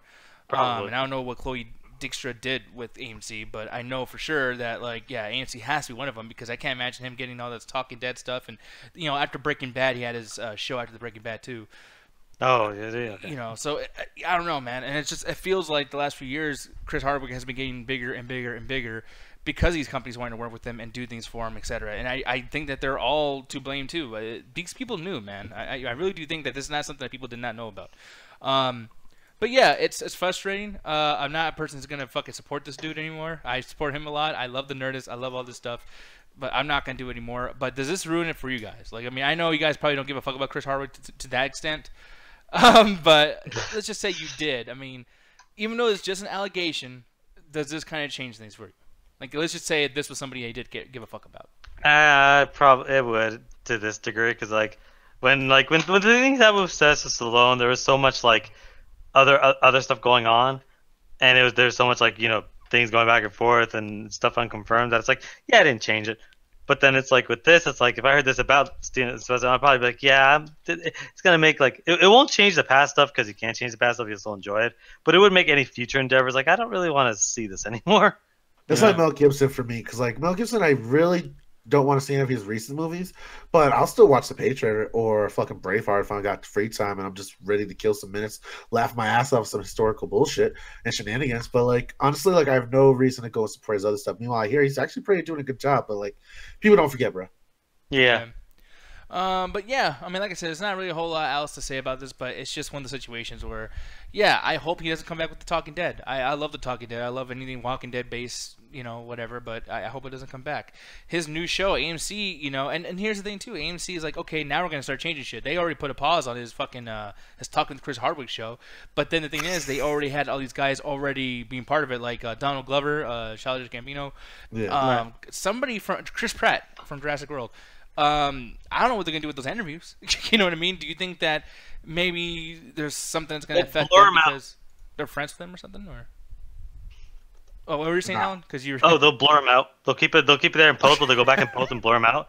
Well, actually, I'm glad that you asked that, Blank. CGI somebody else, one of the secondary hosts. Jimmy, just get Jimmy Fallon to piss Ganja off. No, actually, what they should do is did you just Photoshop Blue from Jurassic World, that raptor, and just have him ask the questions? That would work so well for the entire Talking Dead. Just it's a post show anyway. It's not live. Is it live? Okay, they say it's live, but it's not live. Okay, so yeah, he can easily just have some CG there. Yeah, man. Call it Talking Dino. Honestly, like, exactly. When it comes to the Chris Hardwick situation, like, yeah, I do. I'm more inclined to believe the victims in each scenario, but there's always this part of me that's like, damn. Because, for example, was it Nelly or one of them recently that had someone accuse them of rape or sexual assault, and it came out, like, in the court proceedings? I think it was Nelly. Yeah, she was lying, and now Nelly has to fight that shit. So when it comes to stuff like this, when it's really famous people, I think because of the Me Too movement, people have a tendency to side with the victim, and I'm not against it. I actually support it to a certain degree. But, like, I feel like corporations just do that just in case. And I'm waiting for them to fuck up and just believe one of these, like, these permanent cases of someone just trying to lie and discredit somebody due to their own personal vendetta with somebody, and just them having to deal with that egg on their face. And I think that would be hilarious. Because right now I see a lot of corporations that jump on the bandwagon of like, yeah, we're morally privileged. Like, we know exactly how to do things. We support the minority group. Yay! Or for example, like I saw Chase Bank today. Go on, fellow gays. But like the thing is, like I'm more inclined to believe the victim because I know how hard it is to admit some of this stuff, and especially point out your accuser. And a lot of people aren't inclined to believe someone that does this. But me personally, I was accused of hitting a woman that I had no contact with prior, and the scenario that she built up was completely in her head. And she went on to go do this again to another gentleman. So, like, I have like a little bit of a dichotomy with that. So, I feel like the court shall decide this. Yeah, exactly. And honestly, at this point too, is like even if he comes out and he's proven somewhat that like, oh, I didn't do anything, I equate that to being her fault because it's like, you know what? If you're coming out there and saying, hey, like I have some pictures to prove this, prove it then. Don't say that, oh, I have something. Do it. Because then when you guys go to court and somehow he wins because he has more money. Because that's the thing. Chris Hardwick, he's like a supervillain in the situation. He has so much more resources than she has. And I got to give props to the balls on her to do this because she's putting herself at risk hardcore. But if you're going to do it all the way and take this motherfucker down because when you're still trying to play this safe, he's going to win. You know what I mean? He's going to fucking win. And granted, he can get a couple of shows taken away and whatnot, but he still has his podcast. He still has the money he has. He has all these sponsors that have worked with him before. If he's just slightly innocent in any of these situations or can prove something that he's right on just one little thing, people will take that fucking inch and take a mile out of it. You know what I mean? It's just... Yep. I don't want that to happen. And honestly, right now, this is risky. I do think that there's a slight chance Chris Hardwick can come out of this and not get what's coming to him. And it fucking sucks. And I would be pissed if AMC brings back those shows at some point. And, they didn't say it's canceled. They said it's on pause. So I don't know. It's scary. Honestly, when it comes to Chris Hardwick, like I said, let the course decide. And if anything, like, because the thing is, I feel like with a lot of these things, there's somewhat of a simple truth. And I feel like even if, like, for say, like half of the stuff are exaggerations that she wrote down here, even like the stuff that even sounds believable to me, he's a very controlling boyfriend at the least. And kind of probably a dickhead, so even then he's kind of an asshole. So, but this is more intense than like an Aziz Ansari situation. Where it's like, well, he was uncomfortable to be with. It's like, no, this guy's an abuser. He's a piece of shit. Aziz Ansari is just fucking stupid. This ain't like some weird gray area where everyone's gonna be like, yeah, I was kind of an asshole like that when I was younger too. Yeah. Let's let our overly corrupt court systems that run on juries that are terrible and slimy lawyers solve this problem as just as possible. Hey, that was my line. I love that. Stop stealing my bit. Fuck the jury system and fuck the courts. But moving on and whatnot, folks, we are actually going to get into something I like to call, well, I don't like to call it, it's just fucking what it is. The community questions. Oh! Now, the thing is, though, speaking of community questions, we decided, because we did this a while back, we did this a few times, but the community questions is you go on to the Amino, or you can go on our Facebook page when I make the post about community questions, and you ask us literally fucking anything. And, I mean, I think I can prove this very well, Mr. Ganja Guru, that I have answered any question they have for us. Like, we've answered so many personal things we probably shouldn't have answered. Except for food questions, I refuse to answer any more food questions. And second, Jet, I love you, but I ain't answering any more of your questions either. No, you're answering Jet's questions. Way more often than they should. No, man, you can't be singling out people like that. Watch me. Like, you can't be blacklisting Jet like that. I know you hate women, but don't be like Chris Hardwick. I'm not blacklisted. Ever since she couldn't send them in, I'm just not gonna read them. Oh, okay. I'll say what you think. Okay, I'm sorry, Ruthless. I like how you don't like the court system. That was sure a lawyer move there, sir. Damn. But anyways, people, we're going to go in. Wow, Ruth is saying, I showed up to Alan saying, fuck the courts. Man, like, I talk shit about Julie and he pops it a second later. I talk shit about the courts and Ruth is just here. What, did you have the fucking court signal? Did someone just have a gavel in the fucking sky? Someone talk shit about the court system. Get him. So we saw it. But anyways, we're moving on. This over here, our first community question. And by the way, these are a lot of questions, people, so this is going to be a long statement, but it's all good. It's all good in the hood. And actually, by the way, speaking of the community questions, this is where I'm going to start bringing the community Donald inside Trump the call. can't be an answer, by the way. Wait, what were you saying? Donald Trump can't be an answer. It's too easy. Wait, is that, what the fuck are you talking about? I said Donald Trump can't be an answer. It's too easy. Well, shut the fuck up. Anyways. Yeah, okay. What I was saying before I was really interrupted in the most confusing way possible, because I have no idea, I still really don't know what the fuck he's talking about. But Eddie just sent me a message a little while ago saying he wanted to get in, and I'm saying any of you guys want to come into the call, I want to get all of your answers to most of these questions. So yeah, if you guys want to get into the call, this is the good time to send either Ganja Guru a PM, either on doubletoast.com or on Facebook. Same with Mr. Allen, Sheikh Zine, and of course myself. And you guys come on in, we'll talk, we'll have a good time, and we'll talk about Chris Hardwick being a piece of shit. So, The first one is if you were in possession, I fucked that up. If you're in possession of a Death Note, what 3 names would you write down? Now, Ganja, I'm gonna have you go first with this one, sir. Is this just asking who would you want to murder and get away with it scot-free? All right, so is it Yes. anybody you want on the list, or is this got to be people that we know from in the community? Anybody you want. Anybody I want? Okay. You know what? God, I actually like yours better. You know, fuck it. No, this is about people. No, we're not putting no. No, because that's a harder question. That's fucked up too. We're just asking which one of our audience members do we want to murder. All right, so I'm gonna start with Dijon. Oh, why? He's always talking shit, and I always see him in the Chosen Toast talking shit. So Dijon, you be killed first. Who'll be second? Who'll be second? Gary. It could be hosts. You don't want to kill Gary, so you're the only one that does the voice. You damn right I would, motherfucker. That's just You better write my that name voice. twice, because he'll come back. All right, so third. This is gonna be a hard one because I'm torn between Jet and Tay. Wait, What? Why? I get Jet. That's self-explanatory, but why Tay? I would kill Tay because she don't show up on a lot on the ringside hangouts or any of our shows anymore, and that makes me sad. And anytime I don't see you guys in the chat or hanging out doing comments, that puts you on the Death Note. But damn, like that's kind of fucked up. Okay, don't view the show. Like Gunner will kill you. That's all him. You better keep watching us, motherfucker. No, but dude, Alan, you're a piece of shit too. He says Jet, and you're like, well, I mean, I get that. I totally understand why you would kill Jet, but Yeah. why Tay? Like, for one, Jet's fucking awesome. didn't So start don't. Jet is evil. She's not evil. You think she's evil because you don't like her fucking questions. I mean, can it be both? No, god damn it. But Alan, who would you kill? I know you would want to kill everybody, but you know, No. Okay, Kirk could be an easy one. He's like, "Oh, kill me, homie." Like, okay, Kirk, he's first on the list. That's easy. That's only 2 down to go. Fuck. I don't want to do this because like, there's just so many people that I argue with all the fucking time. But I've never been in a situation where I've been in an argument with someone so badly I want to kill them. But you So have it's to like- right now. It's all because of this question. BBM asked. We had to kill somebody, brother. Yep. BBM makes the rules, son. Tay was like, Ganja, meet me outside, bro. Man, Not if it's for the midnight chat at 7:30 CST time. You This won't be after there. hours is gonna be rough. I just Yeah. want to point that out. I'll go Julian just because we argue enough that I'm sure if he's asked the same question, he'd throw me. So we'll write each other's name and go out together in a blaze of glory. And third one? I would write myself so no one else writes my name in there. I control my own fate, bitches. God damn it. That was not part of the rules. I could do that. Yeah, because no one predicts suicide, you asshole. Exactly. No one expects the. But bad keep in mind, sequence. people, that he could have just said that as the first one, then he would have been dead. But he wanted to kill Julian before he goes. You're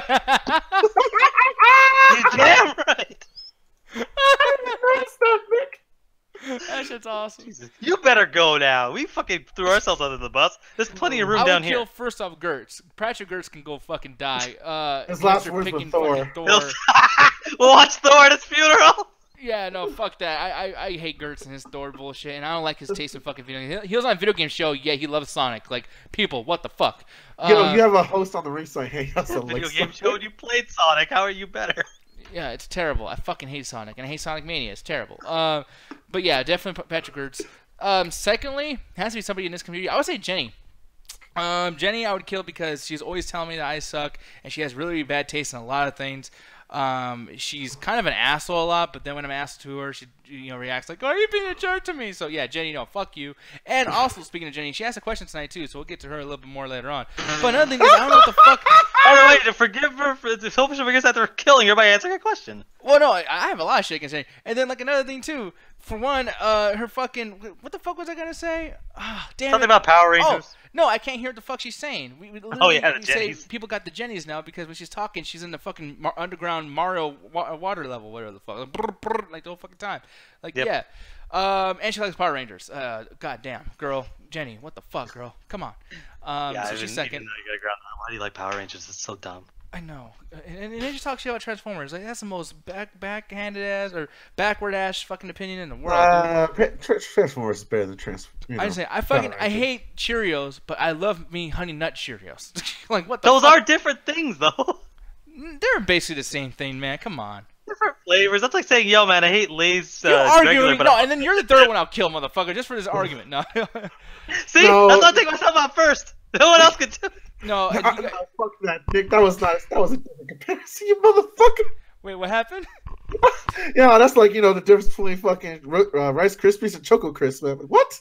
No, that's no. It's Honey Nut. Oh, I'll wait on this one. Those are two different things. We basically like, yo, this one thing that's a different flavor. This other thing's like they are different, man. And Dejan, I would say Porno Chris, but he's already dead. Have you seen him? Anyways, No, no one has. Actually. No one has. We have to actually question you, Nick. No, my third one, you guys already know, it's Sammy. I would Death Note the fuck out of that boy. And honestly, I don't think I need to. By the way, like, if something happens, he has a heart attack because he eats so fucking much. I didn't Death Note him. It just happened naturally. But How complex did you get with a Death Note? Because remember, like, by the time I watched it, he like was able to set up like within seconds that a random robber would just hijack a bus and kill some guys. Like, he can go deep into that shit. yeah, no, but God, Death Note, man. I love Death Note so much. I don't like watching that show because it makes me think about killing other people. Like, by writing, by the way. Nick will write a whole paragraph story on killing Sammy in the most convoluted way possible. I would, like, honestly, dude, I would make that shit horrible where he goes to, like, a car wash version of just, like, fucking, like, torture devices. So like, put him in a saw house. With Nick's journal, it's like Death Note, Death Short Story. Yeah. What if you wrote that paper in the Death Note? I would literally I would buy a second Death Note and just every page is the story of how to kill Sammy. No. Legitimately, what if you run out of paper? Do you go to the dollar store and get death paper? No. Do you have to leave it in the book? No, it comes out of the sky. What? The Death Note comes out of the sky. No. But what if you run out of paper? So fucking. No. Think about it. It's always like what 100 papers in there, and he writes a lot of it. What if he runs out of paper? What does he do? People though. You should just kill it's just like a binder. You just take the prongs out and put more paper in. What the fuck? You sound scary as shit. What's good? Yo, Gaja, leave him come back, you evil Yeah, fuck. leave him come back. We'll move on to the next one while you're Make sure to attack the chat. Oh, that's scary shit. I swear to God. But yeah, no, definitely, no, I would say Sammy. Sorry about that, people, but yeah, fucking, I do not like that man, and honestly, I think it would benefit many, many people. Ganja, welcome back. Say something really quick. Is it all right? Yeah, you're I good think now. it's good, yeah. Okay, it's back to bitch voice. Yay! Anyway, so no, that was a great question, BBM. I love you. That was awesome. And yeah, I talk shit about my coworkers a lot, don't I? Moving on. This is actually from Facebook. Dejan asked us this. He says, "When did you screw everything up but no one found out it was you?" So yeah, is there a time that you guys remember fucking something up really bad and no one figured out that it was your fault that you fucked it up? Does the penny story count? Because until I told that story, no one knew it was me. Okay, go ahead. Like, yeah, what happened with that? Yeah, no, I explained the penny story because luckily Corey didn't call me out by name. But yeah, the Corey Penny story. Because what happened was nobody knew that was until I told it on the show. So as far as everyone was concerned, they're like, it might be one of the 5 Canadians we know. But yeah, it was me just fucking up my first encounter with Corey and giving him a roll of fucking useless Canadian currency. The first time I met him and him calling me out on the fucking show. But until I told people, like, I could have kept that secret and no one would have known it was me. Until God just started saying it to everybody. I started yelling out, "This is Penny Boy." Aw, fucking asshole. The only thing I remember fucking up, man, I was working at a grocery store once, and, you know, we had these electric pallet jacks. And on this pallet jack, I had, like, about 50 crates of milk, and milk crates filled with milk gallons. And I wasn't paying attention. I think I was looking at my phone, honestly, because, believe it or not, a new corn song came out, so I was like, oh, shit, I was looking at the video. Yeah, new porn song. Yeah, exactly. And, you know, when you go to those little things, you have to meet kind of, like, up against the wall. And, you know, you get to choose, like, what you want, little steaks and shit, whatever the fuck, store brand stuff. Well, he had these things coming out where it blocks, like, there's, like, indents that's sticking out into the aisle. Well, my pallet jack hooked onto one of them, and every milk crate fell off the pallet jack all over the place. I broke the water fountain. I took down the entire clearance aisle. Jesus Christ! And I this is like the fucking Walking Dead season 4, where one of the guys grabs a bottle of wine and the entire place just collapses. Oh, it was fucked up. It felt like that was put there in place. Like, you know, don't fuck this up or else everything will come down and you will die with it. Because the milk crates almost fell on me. The only issue is, and this is where it's going to get bad, and I hope people don't start hating me after this, but I ran to the other room, and I was like, because I already told my boss a few times I didn't want to get in trouble and get fired or something. And there was this guy who was a little mentally not all there, and he was like, "Hi, Nick, what you doing?" And I'm like, a bunch of shit happened. And he's like, "Oh, my God." And he walked out there to clean it up. And I was out of the room, and I guess my boss yelled at him like, "What the fuck?" And the guy's like, "I'm sorry." Damn. Oh my god. Dude, if this was a fucking movie, you're getting killed first when the zombie apocalypse happens.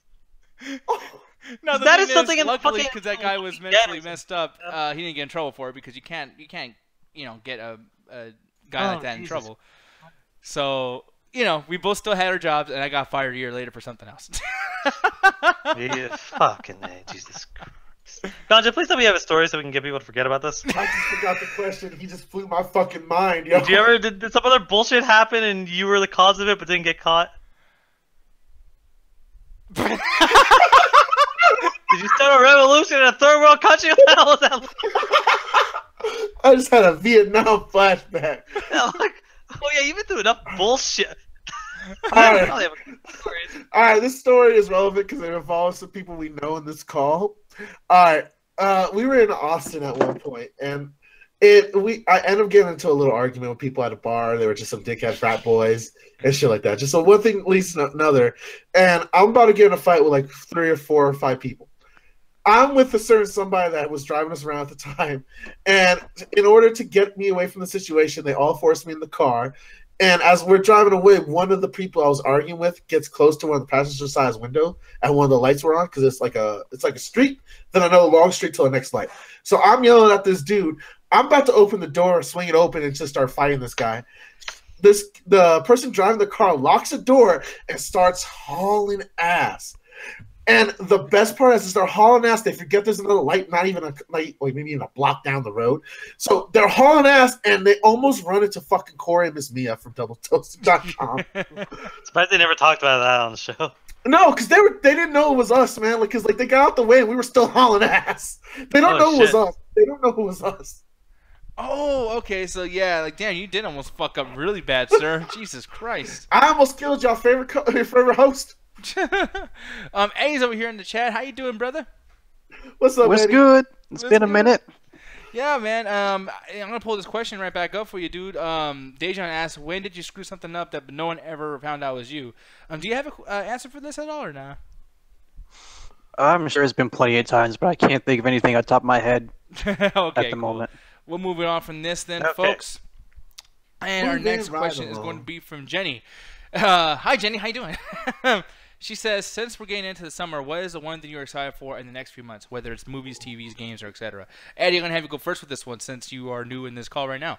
What is something that you're excited for in the next few months? Concerts. Concerts? I think, yeah, I'm going to a few concerts. What you about to see? I would probably, in August, if I'm not in Austin, I'll probably see Clutch and Black Label Society in the good old West Virginias. So that's going to be pretty cool. Yeah, is Zach Wild still with Black Label Society? Yeah, I think he's like the main dude. Okay, because I didn't know they were back together or not. I thought they probably did the Guns N' Roses shit where they got somebody else to come in or whatever the case may be. But no, I'm glad that they're still together. I love Black Label Society. But yeah, how about you, Ganja? What's something that you're looking forward to the next few months? Mine's is actually kind of a long one, so if you want to ask Alan, go ahead and right ahead. All right, Alan, how about you, sir? Spider-Man! Yeah, that's a big one, of course. Done. Next. That's it? Just Spider-Man the video game? Yeah? What do you mean that's it? It's fucking Spider-Man! I'm sorry, but that is one of the Switches. Like, what the fuck? But, okay. All right. Well, if you guys don't know, did y'all not watch Sony's press conference? Are y'all high? The one that I'm excited for, though, Red Dead Redemption 2. That's something I'm so fucking excited for at some point. I don't know if it's coming out in the summer or if it's coming out later on in the year. October, I think. October. Okay, well, that doesn't really count, I guess. But, God, I mean, there's lots of games that are coming out, movies-wise, too. I'm looking forward to getting some more information over Nightmare on Elm Street. There's been a lot of stuff with them talking about them making that movie, etc. And I would love to see some kind of teaser or some kind of trailer or something by the summer. That's something I'm always looking for, like I'm on IMDb or something like that. And of course, when the Fear the Walking Dead comes back, I'm not even excited for Walking Dead. I'm loving the Fear the Walking Dead. That shit's amazing. It's gonna be NXT for his wrestling. He'll hate it in a week, guys. Oh fuck you, goddammit! But you, Ganja Guru, how about you, man? Me personally, because y'all mentioned video games and stuff like that. Me personally, when it comes to video games, I'm really hyped for that Spyro remake. Because every time I see new screenshots of it, that's how you do fucking remakes. And now I have a new one to add to it with the Resident Evil 2. But like me, there's two things I'm really hyped for. One that's coming up recently and why I'm going to be disappearing for 2 weeks. But the next thing is I really want to check out that fucking Disney World park of Star Wars, man. That shit looks hype every time they show off new little rides and new details to it. So I'm going to be planning a vacation out there at some point. So I can't wait till they show off. I think it's going to be this year or the next summer. So I'm hoping it's going to be this year that they show off some of it. But I'm actually heading out of town. I think it's next Tuesday. I'm going to be going out to London, Paris, and Amsterdam. So I'm not going to be here on the show for 2 weeks. So make sure to check out my co-host Birdman and Mr. Nick Diaz as they do on the Title Video Game Show in my absence. But yeah, I'm just going to be going around the country. Hopefully I can run into some toasties or some of my favorite chatters. If you guys are international or you guys are around the area, just let me know either through the Facebooks or DMs or even in the Mino chat. And I'll try to find a way to hook up with you guys. But besides that, that's all I'm really excited for, sir. Yeah, no. Are you going to try and get one of those high-quality hookers? Oh, yes, of course. Hey, those are called ladies of the night, and you'll give them as much respect as they think they deserve. I'm so curious to see like what a very like regal hooker would sound like. Like, would you like to have some fun? Oh no, they're fucking. The accent is fucking cockney as fuck, man. Yeah, I love Alan. You know I love me some Cockney. I don't know why. Just go for Southern. Why don't you ever go for Southern women in the fucking States? It's the same thing. Man, we're moving on, you fucking idiots. Moving on, Cedric's question. Cedric's question is, what's the weirdest show, movie, video you woke up to after falling asleep? One time I woke up to Felix doing the fucking splits. Oh, God, I got a great story for this. I fell asleep during Planet of the Apes with Mark Wahlberg. Mm-hmm. And I woke up to him making out with one of the fucking monkeys. Oh. I woke up to the end of that. I was like, what the fuck am I watching? Yeah, or... God, what was that fucking... God, there was a show on Adult Swim, and it was live action. It was really fucking weird. Do you remember what this was? It wasn't Tim and Eric. It was these white dudes. Are you going to show me something? Or do you expect me to... I know, because I don't know what it's called. I'm trying to think of the name so I can put it up. Maybe somebody It's not Tim and Eric, but it's some white dudes. You just gave me a list of 900, but took out 2. Man, fuck y'all. I expected you to show an image. I was like, okay, let me try to guess that. Not from... Oh, it was 2 white guys on Adult Swim. Like... Man, y'all looked this up, actually. Anyways, as I'm doing this, how about you, Eddie? What's the weirdest thing you woke up to? I can't think of anything. Yeah, I can't think of anything. Tay saying she woke up to porn. I usually turn off the... Were you in the same fucking turn rabbit off everything JP? Before I go I bet to sleep. JP has a great answer to that one! Shit, we never told that story on the air, have we? Oh, I don't think we ever have. Like, why you look that up, Nick? And before I go to tell Miles, I'm gonna tell the story what I did to JP. Yeah. So basically, what happened, y'all, is JP he was notorious for passing out in rabbits, like before we started like after hours officially. So to fuck with him one night, I was like, you know what, guys? I think it was me, Ruthless, and some other people in the call, and I was like, yo, man, I'm gonna fuck with him. I'm tired of this dude passing out on the call, so I'm about to make him a most awkward scene. Because sometimes he would just pass out in the kitchen, just listen to us, just hanging out, and I wanted to be a scenario where he wakes up or his mom walks into his room and he's just watching the loudest, most like I don't want to say grotesque, but like really rough porn. And guys, it's really hard to find a 10-hour compilation of porn, but we did it. We mission accomplished, and I left that playing throughout the night. So apparently he woke up to it, and his mom heard it. Now that's not the funny part. Apparently, Rabbit has a very strict guideline against pornographic material being shared with other Rabbit users. So my ass was banned from a Rabbit for a month after that. Yeah, which is why we never did that joke ever again in the fucking MCA, Rabbit, because that shit's the main one. Exactly. So, guys, if you ever want to share porn on the Rabbit, it's not the website for that. Or just don't do it for 10 hours. I did find what I was talking about. It actually was a Tim and Eric show. Wow, thanks for giving us less than nothing, Nick. Fuck you, bitch. Like, yo, man, it's a show, but it's not this. Oh, wait, it was this. Well, thanks. Shit. He's got a point. How the fuck were we supposed to guess that?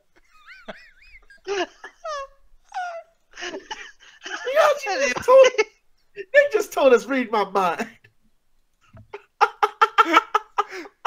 Fuck you. Anyway, is there a story to this, Nick, or are you just gonna laugh? No, it's really funny, bitch. I like that show. No, one time too, I watched Dawn of the Dead like on a loop all the fucking time when I was a kid, when I'm not a kid, when I was a teenager, and I woke up to. I don't know if you guys remember the special features on there where it's like news, news stations acting like the zombie apocalypse is real. And I woke up shit. and I watch it every once in a while. Wait, what'd you say, Eddie? I said I watch that every once in a while on like YouTube and stuff. Yeah, man, and it was really cool. I like the way it did. I mean, granted, now I kind of looked at it and I'm like, yeah, the acting's bad. But at the time, when I'm not really expecting some kind of acting at all, and I'm thinking the shit's real, it was very, very disturbing. So yeah, that shit fucked me up. So you woke up and thought the zombie apocalypse was happening? Yeah, bitch. That's great. But yeah, Jess saying she woke up to some gross ass commercial on Dawson about a hot dog and ketchup. Wait, is that not Aqua Teen Hunger Force? Yep. Yeah. No. No? Okay. No, there's no hot dogs in that. It's a fry, shake, and a meatball.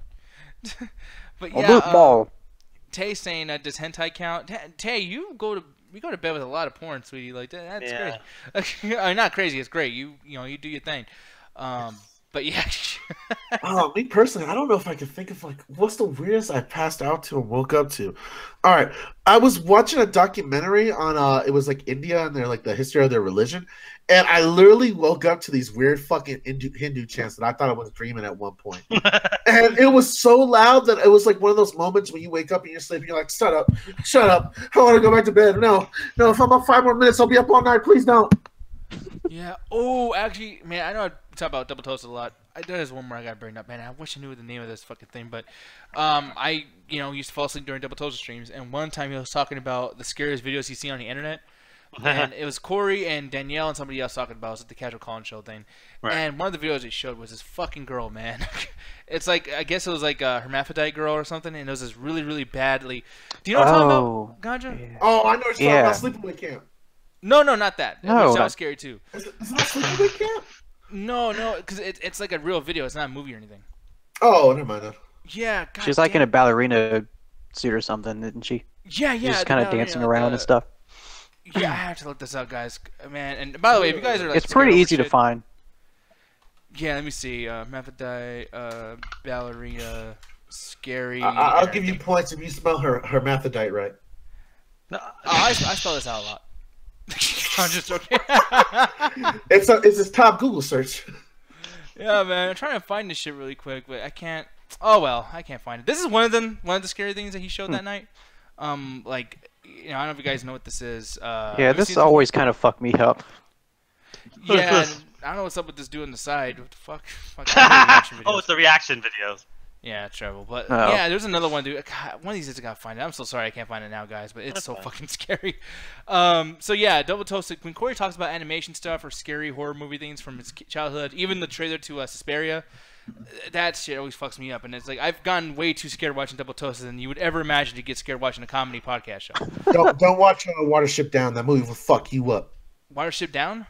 It's the movie with the animals in experiment, and it's just a big allegory why we should treat animals better. But it's fucked up. Cargill and Corey talked about it, and this is back when Spill.com was a thing still. And I remember watching it with my little sister, and I messaged Cargill. I was like, yo, man, why'd you guys talk about the movie? I watched it with my little sister. That was fucked up. He just sent back, I told you not to watch it. Oh, that's the movie they were talking about? I remember hearing that segment, but I forgot what the movie was called. Yeah, this is fucked up. I remember this, man. There's a part where like some animals are on a road and they get killed too, right? Oh, I'm not. Yeah. I'm not watching that shit. Yeah, dude. No, this this movie is fucked up. Man, I honestly, that's the thing that I have an issue with too when people start doing shit about killing animals and shit. Like it's just something that I don't really get into. It's just even if it's a cartoon or something, it's rough for me. It's even worse as a cartoon because they can get away with a lot more shit. Fuck that. We can never watch any of these animal movies like past the 70s, back when they actually threw animals off the cliffs to get the shot and shit. Dude, I heard fucking Lemmings. Lemmings aren't stupid. Disney just made that up. They basically forced a bunch of them off a cliff to make them look stupid because it was better for a documentary. You know what they did? They made the headwind do it, so it made it look like they were all avoiding danger. By the way, I just want to show you really quick. I did find a video that I actually edited this video, but this is what I'm talking about with the Corey thing. Do you guys know what this is? I don't. I feel like I don't. Oh. No, I don't know what that is. I'm glad I don't know what that is. People let me show you when it's in movement because it's. Wait, what? I was there for this. Yeah, you 90s are actually there for this. Yeah, I'm in the audience, I think. Yeah. That's funny. I actually showed the video that Ganja's actually there for. Nice. But yeah, dude, like, God, do you remember what the name of that is at all? No, Kazi? I don't. But what it was a documentary. I guess she has that. It's not anorexic, but it's a disease that causes it in certain people, and it basically causes your muscles and all your ligaments and all that stuff to start to dissipate. So that's why their bodies get crooked in all sort of ways. Oh yeah, they have no muscles. Yeah, their bodies basically collapse on themselves because they can't hold themselves anymore. And that, honestly, man, I feel bad for that girl because that was a video like posted showing like yo, I still live a normal life and I can still do it. And a lot of people use that example to make fun of her, and I kind of find that fucked up because there was another chick that was like on Facebook who was like doing makeup tutorials, and she had the same kind of disease. Yeah, man, I mean, it's fucked up, but. Yeah, as I watched that, dude, like I remember when I saw that, I had dreams about that girl. Like she was like coming at me in my bed and shit, and like it was fucked up. And I called her. I was like, "You are a piece of shit for showing that fucking clip." You give her a good pounded? Man, shut up. Or anyway, Moving on, people. Yeah, I love that shit though. She had no muscles in her shoulder, but she had muscles somewhere else. She grabbed me hard. Shut up. And moving on. God damn it, you fucking asshole. This is from Alan. He says, "What is something from video games that traumatized you as a child?" Alan, since you asked this question, I got one. First. man. Okay, you know, Eddie, you got one, man. You can go because this will take me a little while to do mine. I wasn't a child when this came out, but Gears of War 2, when they found Dom's wife. Oh, and she's like, she looks all normal at first, but then, you know, Marcus is like, Dom, look at her. And he was like kind of hallucinating, and she's like all like skinny and like basically dying, and she's all like wheezing and stuff, looking like a zombie. That was fucking terrifying. I did not see that coming. Yeah, man. I wish I could find her name is Maria, right? Yeah, because Dom screams it like in every single cheesy little dramatic scene. Yeah, Maria, Maria. She reminds me of a West Side Story. That song sucked. Nick's Mexican kicked in. Fucking dick. But no, the thing I gotta show really quick is the Parasite Eve thing. This is on PS1. This scared the fuck out of me. Parasite Eve is an RPG game made back in the day from Squaresoft. And, you know, you see this, and, you know, it's kind of like, you know, obviously infection things, blah, blah, blah, you know, cells doing a thing. You could basically just have this be about anything. But what happens to this fucking rat outside of its body is this horrible shit. And it just gets worse and worse. I think it turns into the creature that you end up fighting. But yeah, like, see its eyelids popping out, and its fucking feet all messed up, and all that pus oozing underneath him, and then his tail turns. It's fucked up. But I loved it. I loved it very, very much. You guys remember this at all? That's fucked up, though. no, I never played that. Yeah, I mean, this was actually in the commercials, too, back in the day. I remember, like, watching wrestling, and all of a sudden, like, Parasite Eve on PS1. I'm like, no, not that again! And it shows a rat, like, you know. I don't want to, mama. I don't want to. Yeah, that shit was fucked up, man. But yeah, Ganja, how about you? Oh shit, this one's gonna be difficult because I have a lot of them that kind of were scarring in the sense that I remember being fucked up and thinking about it. But I think the worst one was when I found out the mystery about Lavender Town. I was maybe like 12 or 13, and that's when you had the creepypastas weren't obligatory. Like, oh, this is just a fake story. They would go out their way to try to give like documents and fake interviews and like fake references to like make the story more and more real. And I remember the big one was like Lavender Town had like a certain like a sprinkler or something that you would hear and it'd make the kids go crazy and like and you would get depressed and want to kill yourself or something. And like and it was like they had like a bunch of YouTube videos like the real Lavender Town theme song, and it was all just copy paste of the video game. But they were just trying to get hits. But like I remember being 13 with me and my friend, and we were actually believing that bullshit for a second there. that and the other one that was the game for CIA. Columbus was it called? I cannot remember. Yeah, that was another one. Those were the two like gaming legends that I remember like freaking me out as a kid. Yeah, and then I know you're gonna do yours really quick, Alan. But one more thing I gotta bring up, people. This is literally the most scariest intro to any video game in the fucking world. This, folks, is Silent Hill 4, and man, when you put this game in, you see this video, and it's this really, really, really sad song playing, and all this horrible shit happening on screen. I mean, man, I wish you guys could hear us right now, but I can't. I can't put the volume on because my shit's all fucked up. But I urge you, if you guys want a good scare, I urge you, right after this fucking show, go listen to it. We actually might watch this in the Rabbit tonight. If you guys are down. Are you cool with that, Ganja and Alan? I don't mind if you want to put that as an intro, but we get everything signed the votes. Yeah, guys. Could be a quick 3-minute trailer. Because I'm telling you, people, there's nothing more disturbing than this shit. I mean, there's a part, I had dreams about these fucking things. These enemies where they have baby heads, and they're just running at the screen like that. Like, oh my god, dude. Like, this is some disturbing, unsettling, unnerving shit. And it fucking destroyed my psyche every time I played this game. I actually never got to play the game or never got to finish it because it scared me so much that I was like, dude, I'm not gonna see what else is happening in this fucking game. It's fucking me up. So yeah, Silent Hill 4 people definitely check out the intro. But Alan, you sir, I'm very curious. What's yours? I was trying to find it just because it's a specific sound. And I finally found it, and it's fucking bringing me back too far. I'm gonna type in the thing. I'm not sure. Obviously, I don't. Oh, what the fuck is this now? Whoops. He was open his porn file. I was trying to send it in, but it didn't want to work. But basically, what it was is this kind of happened with like I played Super Mario as a kid, and one of the things that got me was this specific thing. So I'm not sure if you can find it or play it, but it's basically the merry-go-round level in Super Mario 64, and that carnival music terrifies me listening to it, because when I was a kid, that was the scariest thing in the fucking world to me. There were random pianos that ate you, ghosts that appeared from everywhere, and they would follow you through walls, and you can't fight them, you can't do anything. Then a giant ghost shows up, and it's all playing this carnival music the whole time. So just listening to it, like, just fucking kept me shaking. Like, I'd be shaking a lot. Like, even right now, during that, like, when they play the fucking carnival music, it is the most terrifying thing in the fucking world. Like, I'm not listening to that. I can't do it. This fucking gets me, man. Like, oh my god. I am so... Okay, so people... I've just played it because I'm so curious so I can have an opinion on it. That's not scary at all. I know, but it's one of those things where because of how everything was happening, because like you think it's happy-go-lucky, right? There's ghosts attacking you that you can't attack, and as soon as you turn around, they start chasing your ass. There's giant ghosts that show up. A piano tries to eat you. You walk into a room and see a piano, you're like, hey, it's a piano, right? And then it starts to fucking eat you.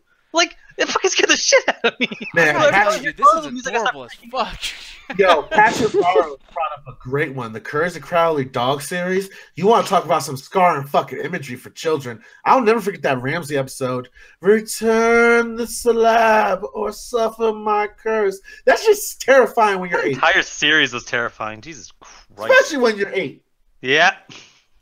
Well, shit. I'm actually really surprised right now. Like, that carnival music, man. It's gonna be a while before I forget that one. Dude, Grunge, you got to into a fucking carnival, dude. No, I will fucking bolt out of there. Like, also hearing that shit. Fucking out of there. I'll give $1 to the DJ. Yo, play the carnival theme. We should hang out with a bunch of clowns and shit. It's like, I don't get him at all. Get him a piano. The fucking music, man, because it just brings me back. There's everything in that fucking thing terrifying me, man. It's Super Mario Brothers. You don't expect that shit. I hope there's they're playing his own piano, so I can show him like, yeah, Alan, it's gonna get you. But let's go and move on to the next one over here. This is JT's question. He says, Doctor Strange versus John Constantine versus Harry Potter. Who wins? I'm telling you, Doctor Strange will fuck them both up. I think that Harry Potter will stand a chance because Harry Potter can do his moves faster. Because the thing is, Doctor always has to do those weird circle things, right? But Harry Potter, all he has to do is just keep firing like a gun. So he might get a few hits on there before he actually does anything to throw off Doctor Strange. But John Constantine, he's more of a discount wizard. Whereas like he has powers, but it's like parlor tricks. Like, oh, I can throw this holy stuff and it does some damage. I can make a little fireball, or I can put some magic on a wall to ward stuff off. He's not really a fighter with his magic. So John Constantine's already out, and I think it would go down between who could last longer in the fight. Like, can Harry Potter do enough of his Patronus and enough of his abilities to weaken Doctor Strange to the point of submission, or is Doctor Strange eventually going to get there? I think that I want to put my money on Harry Potter. I think that Harry Potter knows enough like magic that I think he could beat Doctor Strange in a fight. All right, how about you, Ganja? This is a nerdy ass fucking question, so I'm going with Harry Potter because that's the one I recognize the most.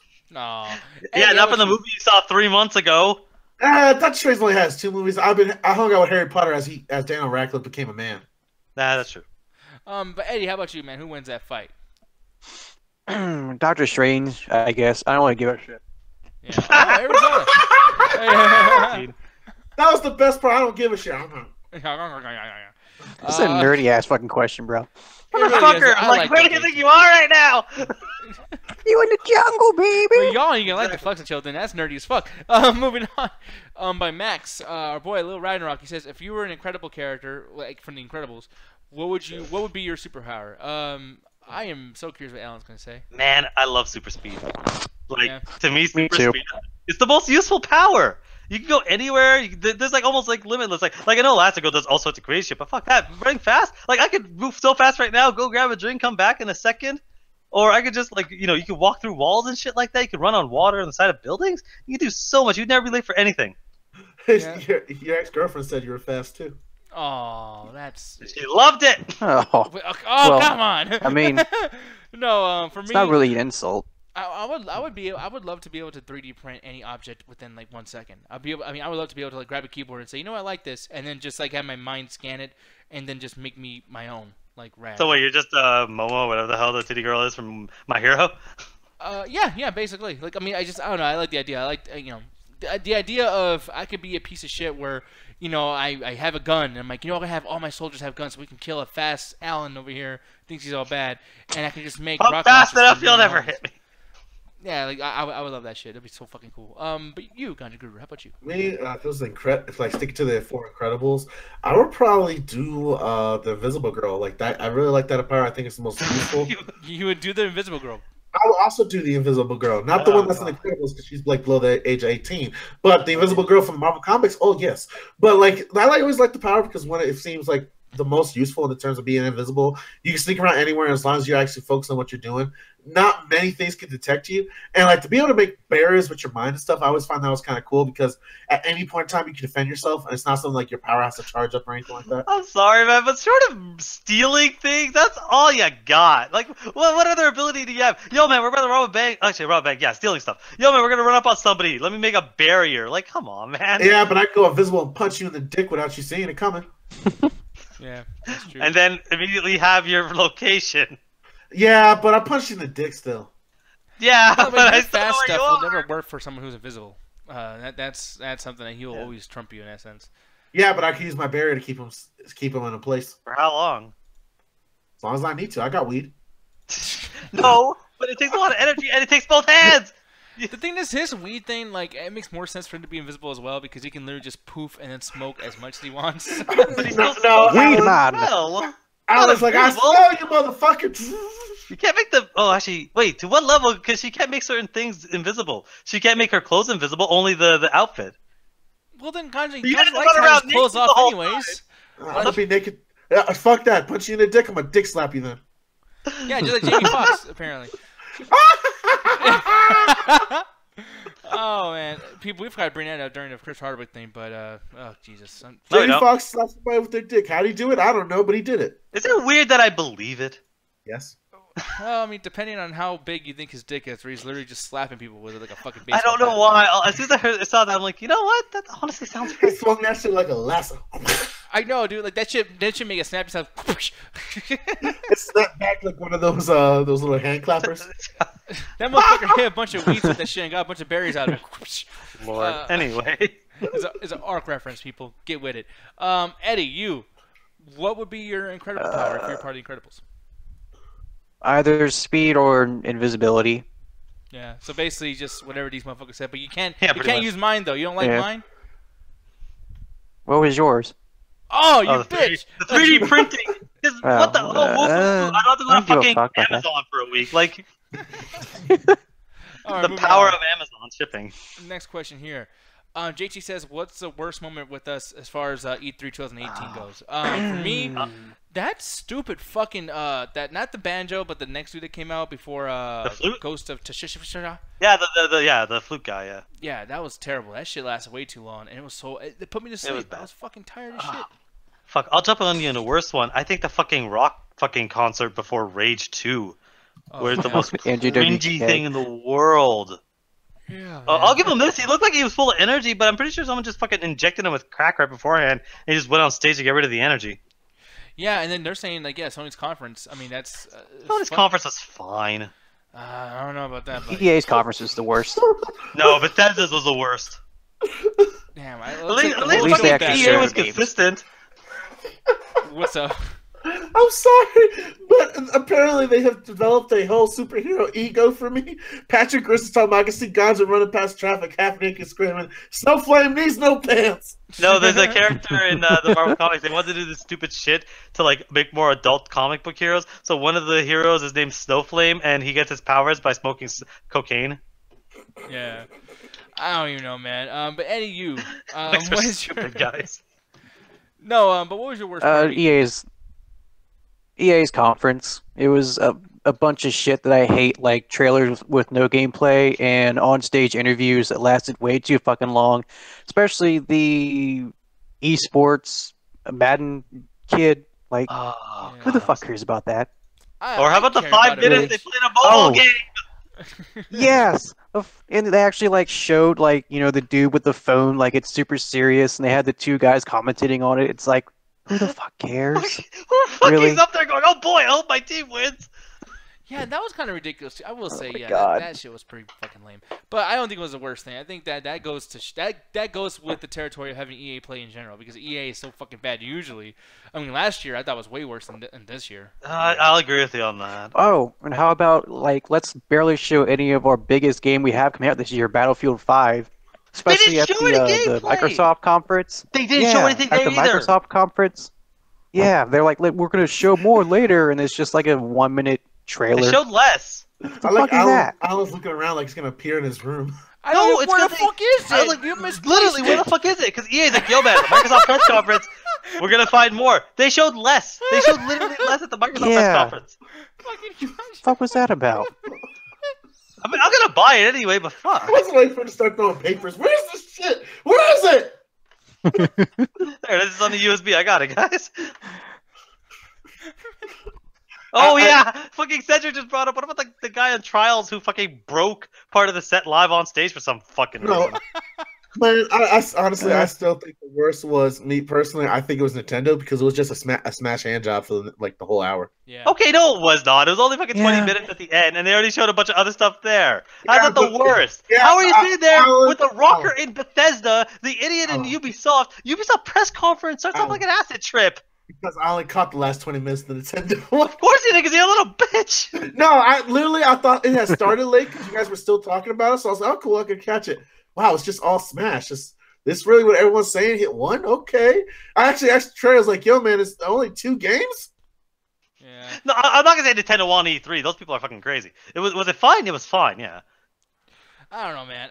So, Nintendo Nick, are you was- back with us? Wait, what happened? Are you back with us, baby? Yeah, no, I was You're I was laughing your ass I off was earlier, sorry, y'all. Just Contra fucking grabbed me up. Anyways, moving on. We only got a few more left, folks. This is another one from JT. JT is fucking awesome with this shit. He says, worst side dish to find at BBQ, and also what's the best side dish to find at BBQ?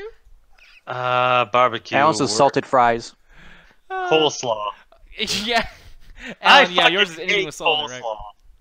To the extent I hate it so much, It's alright. I don't understand why anyone likes it. Well, I mean, I don't know. It's because it's probably healthy for you, and I think that people don't really actually love it. It's just like, well, it doesn't taste bad, and it's healthy. So No, it fuck tastes terrible. Well, that's your opinion, motherfucker. You don't like salt in your French fries. You don't eat it. I bet you haven't eaten coleslaw in your life. No, I never have. But the thing is, you Damn also it, talked Jeff! about New York pizza, and I smelled it so well that I knew it tasted Oh bad. my god. You Oh my can't do God. this again. Oh, you gotta stop bringing it up. I'm right, motherfucker. Like, damn. No, you're not. Okay, so in that case, if I take a Not. shit and say, Alan, eat it, because you want to know for sure if it tastes good, you have to eat it. You can't just tell by the smell that maybe my turd is fucking disgusting. Okay, you're talking about a piece of shit versus actual food. That You're not was a supposed to piece eat of shit shit. at that restaurant. No, it wasn't. That's your opinion. Well, then it's also Whether or not my the thing opinion that that comes my out of your turd ass is smells shit or tastes is bad. not an opinion. I'm just saying, eat my shit. Fuck. Okay, thank you, YouTube. Me personally, when I like to see at a barbecue, it's either a nice 8-ounce steak, well done, or close to red. I know well done, it sucks. Fuck you guys. I know family members that have gotten sick of fucking red meat. I ain't trying to join them in the fucking hospital because I got the flavor of the meat 100%. Fuck you. If you do season it right, I can get out of any kind of cooked way. Then But- eat chicken. Man, fuck you too. I'll cut you deep. But when it comes to like a good side dish, I really love baked beans, especially if it was marinated with some pork. Fuck That yeah. shit's delicious, man. I could eat a whole sandwich of that. But the least favorite thing to see, I'm gonna have to agree with Alan. That coleslaw, and it's always Becky that brings that fucking coleslaw to barbecue. Actually, I will tell you though, dude, and I actually can add to this. I don't eat the Can barbecue, you? but I eat nothing but side dishes, so I'm a side dish Oh, enthusiast. Jesus Christ. Okay, Lay's potato chips is That- fucking incredible, and Spanish rice. Spanish Okay, rice. okay, I was about to get mad at you again. This motherfucker's like, yo, man, my favorite side dish is chips. Like, what? No, but no, rice counts too, bitch. Yeah, I know. That's why I'm not yelling at you. Yeah, you I'm just not- yell at me, motherfucker. Like, Because I thought you were gonna stop at chips. So You're Latino. Rice don't count as a side dish. That's an appetizer. I mean, fuck off. yeah, okay, you know what? I'm sick of people telling That's me, not a which fucking is Latino not a thing meal, only. or That's it is like- a meal, or it's this or that. Listen, man, rice counts as actual fucking food. I can literally just have like half a pot of rice, and that counts as eating an actual meal because there's so much You're calories the most into boring eating. person on earth. Yeah. See, why you gotta be so judgy? I love fried motherfucker? rice. It's Hey, I love rice. I'm Arab. We love rice too. It's not just y'all. The entirety of Europe loves rice. Yeah, well, because rice is delicious. And Why it should goes I with feel ashamed everything. for But that's the liking point of rice. It goes with everything. God damn it. But yeah, barbecue, I think rice would go great. Now, I don't know if people actually do that. I know that my mom used to make me rice. My barbecue, believe. Wait, what's No, what? I would fucking eat that. You made it. What you do is you instead of eating like an animal, you just rip off some of the fucking thing and mix it in with the rice. That'd be delicious. Actually, really quick, what kind of rice do you like? Like, I mean, after it's cooked, like, what color is it? What type of, what's it called, etc.? My mom makes this. I think it might be similar to Spanish rice, but it's just this kind of brown rice with chicken in it, and it's my favorite thing in the world. Yeah, motherfucker, you're the only person I ever heard go, ew, chicken's in it. Like, it's rice and chicken's the best thing in the world. You are high, man. Oh Yeah, my man. god, dude! I swear, you're people. I You're mean, the like, worst. you're people. Oh, how white do you like your rice? It's brown, bitch. Actually, it's Oh, orange. really? I'm surprised you actually have a lot of flavor in your food. Oh, well, you know what? Like, chicken's not a good flavor, but when I have tomato Yes, it sauce is. in my shit and fucking onion and fucking garlic powder and shit, my shit tastes like fucking goddamn it candy. It's Hey fucking guys, delicious. this is what you're gonna have when you go to Nick's place. It's gonna be water, Lay's potato chips, a few fries, and just a huge pile of rice. And potato wedges, Domino's. motherfucker. What? That Yeah, starch potato on wedges suck. starch on starch, man. Potato wedges suck. Okay. Oh, don't you? Oh, I like how Allie's here, Mr. Ganja Guru. Starch on starch. What's that shit? That was the joke. Okay, yeah, you better not be fucking with me.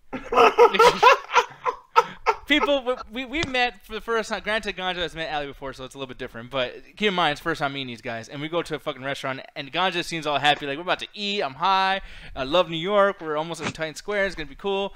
We eat, and Allie looks at him and goes, "Oh, my God. It's starch on starch." And then the And next Ganja's day, like, "Bitch, orders let me like enjoy fucking. my fucking food. Motherfucker, it's America. The next day, she fucking orders. What the fuck does she order? I think she orders like fucking fries and a bunch of other shit at breakfast. Like she basically did the exact same thing the next day. No, Yeah. my favorite was fucking going to EDC with 90s and Anthony. And I just got back from the buffet, and 90s just looks at me like with this crooked face, like, what the? Looks at my plate and then looks back at me. Yo, man, so what cookout did you rob? Because I had all the stereotypical shit. I had ribs, cornbread, green beans, and then I cooked beans as well. And he was just like, yo, man, I'm waiting for you to go back and bring like a t-shirt, free bookie or some shit. I mean, we were at a fucking like a barbecue restaurant, so it's like, what did he expect? No, this was at EDC in Vegas. Oh, I thought this was when we went to Terry Black's. No, Now, no. when I asked you guys about the rice thing, I was looking to see if I could find what you guys were going to say, because I thought you guys were actually going to answer it. But I'm looking over here. I don't think I'm a rice fan. What the fuck are they doing to my rice, bro? Is that blue? Oh, no, that was Rice just is a rabbit the fucking up. dude. You know, okay, two These things. Look like One, there's different. sprinkles, man. It looks like they're about to put this shit on top of cupcakes. What the fuck? Okay, first of all, there are multiple different kinds of rice. First of all, second of all, rice goes with literally everything. So you can mix it in. It starts like that obviously because you got to heat it up, but you can mix it in with literally any dish. Like any dish I can eat rice with, I will. Yeah, I'm sorry, but like some of these are just fucking ridiculous. Now, to show you guys the kind of rice that I eat, okay, this is actually the good shit, the Spanish rice, the Santana rice, okay? Like, it's fucking orange, it's fucking delicious, it tastes like tomato, it's like eating pizza if it was rice, it's fucking delicious. And, yeah, that's how you do it, y'all. If you guys think I want had some that tips before. on how to make rice, I'll tell you. Oh, I've about had that before. It's fucking delicious. Your description of it makes me laugh. Wait, why? What's wrong with my description? It doesn't. It's like pizza if it was rice. Yeah. It tastes nothing like. I've had many people scared of me that agree with that statement. Shut the Yeah, fuck I wonder why. up. You didn't even. Fuck. God damn it. It's why we don't answer food questions on the fucking show. I'm gonna say, dude, I'm putting this shit as my desktop background. Yeah. Can we get on to the next question, Rice Boy? I'm sorry, dude. I'm passionate about rice, dude. This shit's amazing, but okay. Fine. Didn't want to fucking answer this question. I made it fucking clear. No more fucking food questions. All right, best or worst drunk story, and for Ganja especially, just for Ganja, best or worst weed trip. Oh god. I'll go last. Yeah, You know what? I tell enough best. I can tell a worst one. Tell the one where all of us hanging out. There's a lot of those. Man. When you didn't realize alcohol actually affects you. No, man, I already told that story. I just didn't tell the details. That was the one in the. For all you don't know, there's just the one in the car. I just got really, really hammered, and I was just spilling my guts out to anybody in the car, which was basically a cab driver and four of my friends. But the worst one, this is, I'm not sure if I ever told this on the show to anybody, but there's a particular brand that I cannot drink. Like, there's a reason I don't drink beer anymore. I cannot at all. And there's a particular brand, and what happened was, it was the first time I ever tried. So I had too much, and I was throwing up the entire fucking night. Like 15 times. Like, it was the worst. It was like I was sick times 100. And it got so bad that somebody else was having the same problem at the party, and the bathroom was locked. Oh. And my stomach was still trying to get everything out of its system. So I'm throwing up everywhere, on the floor, on the guy's door. Luckily, there was so much of a crazy party, nobody noticed, and I was busy trying to clean it up. But it was bad. Like, I got to the point where I was just covered in vomit. Like, it was that, like, the worst. Oh, man. And that's your worst one? Yeah. What's the best one, if there is one? Best one. It's hard to say, actually. Probably just any. Just really quick, I'm gonna take advantage of the situation because here at the Midnight Chat Attack, we like to discuss all these drug things, whatever. But you have one guy, me, with the fucking brain that likes to talk about, you know, sobriety, and how great it is. And we have a situation where we're talking about bad drug stories, weed stories, etc. Alan can't even name one good time that he had by what are you talking about? I started this off with. Did you not see? For people that watch the MCA, you know something about Nick where he just ignores half of what I say just to make his point up. Because the first thing I said is, "Oh, I've already told every good story. Let me tell a bad one I never told on the show." But the thing is, people, I don't care about that part. Brings me back to my original point. Oh man, fuck you. But you know, people drinking. Obviously, if he doesn't have a great, spectacular story about drinking, and has a great story that's bad about drinking, it makes sense in a sense of like, just don't drink, just have fun. Ignore me again.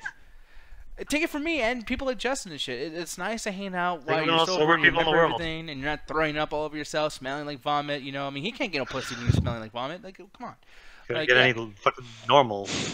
I wasn't gonna say that. Yeah, that's tough. One day. You, best drunk story or and bad one. Eddie. Oh, me? Yeah, you. So, one day I just got paid, and I got picked up by some friends to hang out, and I was like, I want to buy some liquor. And they were like, well, if you're going to buy liquor, you better, like, buy some from all of us. So I spent, like, maybe $70 on liquor. Oh, okay. So I was like, oh, I spent all this money. I better fucking drink this shit. And I ended up drinking almost half a Fireball. That was not a very good idea. I'm just sitting on the porch, and it's getting more and more and more drunk until I just could not move, and I just threw up on myself. Like couldn't even lean out or anything. Just threw up on myself. Just kind of sat there for a few minutes, and they were like, okay, we need to bring you in and like sit you on the kitchen table. And I just sat in the kitchen table with just my head down for like a while, and then they like moved me to downstairs in a bed, and I just like lay there and got the shivers and the sweats and.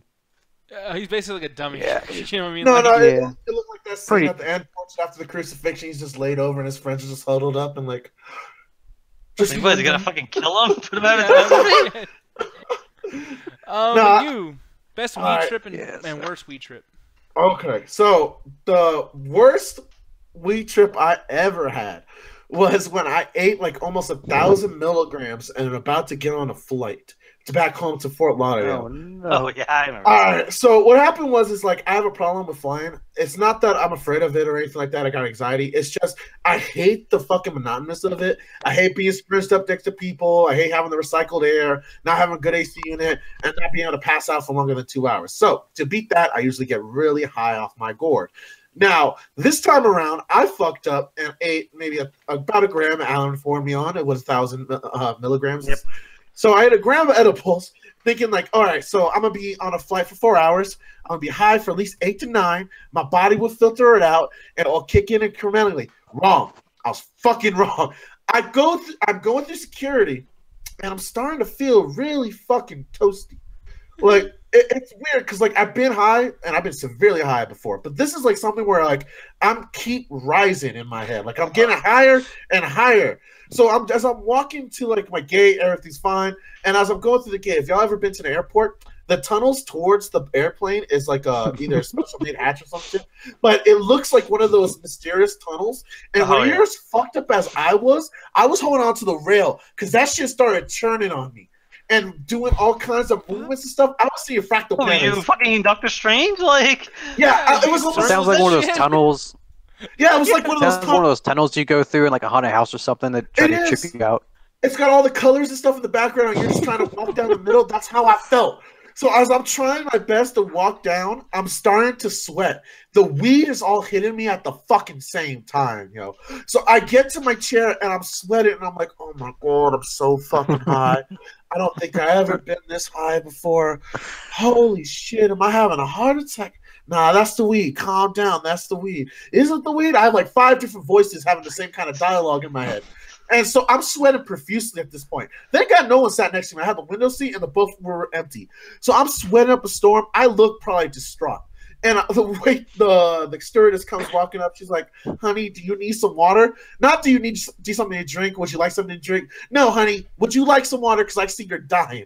I'm like, yes, please. I have cotton mouth. I'm sweating. Under my tetas is pouring like these little puddles of sweat. Every orifice is opened up to give moisture because my body is just trying to get rid of this overdose of marijuana I put into my system. And now everything started. I'm fucking really baked. And now they're going through the flight instructions. Make sure to pull on the mask and sit yourself before you help someone else. I'm in an emergency section, so if y'all don't know, they got extra leg room. Oh shit! But you're supposed to agree to help others. So the lady comes by, she's like, "Sir, do you agree to assist others if you have a case of emergency?" I was like, yeah. Oh. In the back of my mind, I was like, "Bitch, I'm the first one out." Yeah. But like they started stuff, and the plane's getting ready, and I'm feeling the plane move. But it's not like normal. Oh my God! Now how sometimes you're in a car, you don't really feel the car. I feel everything on this fucking plane, Nick. I feel the wings. I feel the tip of the plane. I feel the rolling of the wheels. I am hyper aware of my fucking surroundings at this moment. So like now a fucking superhero. I'm getting to that point. Oh my God! It gets to the part where it's about to take off, and I'm freaking out. At this point where it's like, if I don't say anything now, I have to do this flight. If not, I'm going to end up on a fucking watch list. So me and my 8 other heads now that are in my brain go, all right, we're going to do this shit. We got it. Hold on. That plane starts speeding up, and I'm feeling it. I'm feeling like a motherfucker, like if I'm about to personally take off in my chair. That shit starts lifting, and I felt every inch of the ground, y'all. I could feel the distance from 50,000 feet in the air down to the fucking ground. I knew how high I was. Not metaphorically, physically knew how high I was. I'm freaking out. I'm sweating more now. And now my brain wants to hallucinate. I don't know why, but now it wants to trip. I have my eyes closed and I'm seeing... You're sweating. Your metabolism is going like crazy. I'm seeing all kinds of shit, Alan. I'm seeing cartoons fucking. I'm seeing fireworks pop off. And then I just black the fuck out. I wake up. The plane's in a complete stop. Half the cabin's gone. I'm looking around. What happened? Where am I? I look out the window, and I'm in Fort Lauderdale. I passed out for 4 fucking hours. Damn. That's honestly, fine. This is a fucking glowing advertisement for doing drugs, I guess. Because really. Shit. How many gotta take to fucking pass out like that? I mean, he got to go to sleep, and he saw a fucking show before he did. Like... That was my worst time on weed because I was not ready for what I was about to embrace. Damn. I love that shit, man. But yeah, man, thank you very much for asking that question, by the way, man. Fucking, who is it? Kirk Lazarus? Yeah. Nice. But anyways, okay, this is main event, people. It's time to ask a very, very last question. What's up? Yeah, exactly. What's up, Alan? Don't say it. If it's from Jet, I swear. Oh, God damn it! So, you're trapped in a small building with no windows or doors. A friend of yours is trapped with you. They turn to you and say, when is a hot dog and what is a green? What do you do, Alan? I quit. I refuse to answer the question. You know what? I'm so mad at you right now, Nick. And normally I would not do this, but I'm so pissed off with you. Yours does not have apostrophe in it. My O-U-R-S. Oh, where?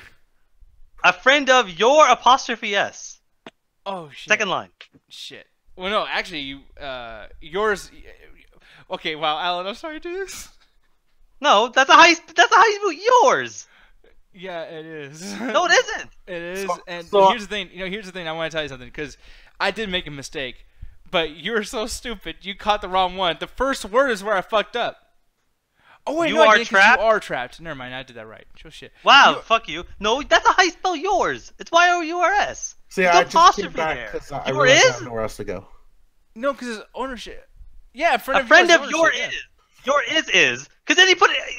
That's not proper, man.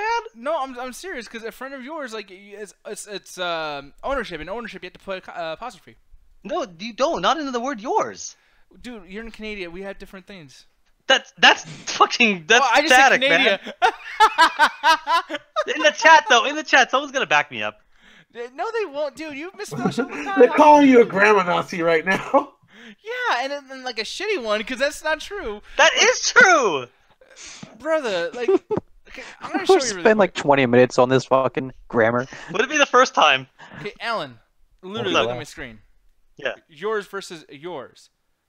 Yours needs an apostrophe. It comes out the fact that on virtually every word indicates possession. Possession. Like, it's basic spelling school. This is 3rd grade shit, dude. Like, I mean, yeah. This is why we never yours answer is trapped Jet's with you. question. This is why we never answer Jet's questions. Well, no, this is why we shouldn't fucking tell the dude who knows how to spell that I'm doing it wrong. I can't believe I'm about to say this, but your best friend Ruthless actually is backing me up. I'm surprised. I was ready to secede, but apparently someone has my back. Oh, I had to sneeze. Whew. Anyways. Anyway. That was correct. The usage is yours, not yours. I just showed y'all. I mean, it's a very simple internet search. We all have it. You know, it's yours apostrophe is possession. Now yours, as in like, you know. Look, guys, we don't need to be right, but if we beat Nick up, we're right by default. That makes no sense. What? Anyways, that's a goddamn question. We had to answer the question. You're trapped, and this is gonna be just for Alan now. You're trapped in a small building with no windows or doors. A friend of yours is trapped with you. They turn to you and ask, "When is a hot dog and what is a green?" What do you do, Alan? What do you do? I refused. I like to invoke my Fifth Amendment rights to not self-incriminate. I'm not answering your fucking questions. I told you at the start of the show I wouldn't. I'm gonna answer this question. Okay. You fucking answer this stupid What I would do is I would ask him, "Well, why is a hot dog, and where is it green?" And that's what I would do. So, Jed, I want to thank you very, very much for this question. I would also like to plead the fifth. Fuck you guys. I'm glad this question was asked because this just proved everything I want to say about the spelling with me and Alan. We have this war of spelling people that we're never gonna end. You really try to call You're all me out fucking and got your nerds. ass wrong ass. I'm fuck. pretty sure. First of all, pretty sure that's more grammar than spelling. I didn't say you misspelled yours. It's the apostrophe stuff that falls in the You know, grammar. you literally versus said the word. You spelled it wrong, which and that if it's a grammar issue, you were wrong about that too. Because Hey, people in the chat say I'm not crazy. I still think I'm not crazy. half Also, the people, see, Ruth just started his sentence with a lowercase duh. Like, yeah, sorry, not we're fucking in listening. the YouTube chat, really, as opposed to something you put prep time into. Big difference, man. No, but I actually type my shit out great in the chat. Yeah, It doesn't so you matter, 'cause fuck I it up. can spell. Like, I don't have to put a lot But of thought what into it. spelling bee competition are y'all trying to join right now? I don't know. I was trying to stop. I was trying to fucking steer the conversation away, and it kind of worked, but it kept bringing it back. Of course, don't fuck with a dinosaur if you don't want to get bit, motherfucker. Like it's. Well, I'll just wait for you to die of old age. I'll just wait for you to die of old age then. Anyways, people, so it's time for Flex and Chill. Oh, I love it so much. I'm so sorry. Go, Alan, I'm go! so Change your sorry. shirt. Oh man, but yeah, people, I'm gonna show this up on stream really quick. Seriously? Come on, man. He can't take my gimmick. I changed myself 3 times today. Wait, what happened? And he decided to fucking pull my gimmick. Wait, what? I beat you, motherfucker. I fucked something up here. Wait, oh shit, he's red. Damn, I didn't even notice that. I'm rainbow, so I count for everybody. I Yeah. was wearing 3 shirts today. Yay. Damn, that is a lot of shirts. Why so many? It's so fucking hot. Dang. Yeah, you got 3 shirts on. Never Oh, man, mind. he got hot because He's got a shirt fetish. yeah, but I don't know, man.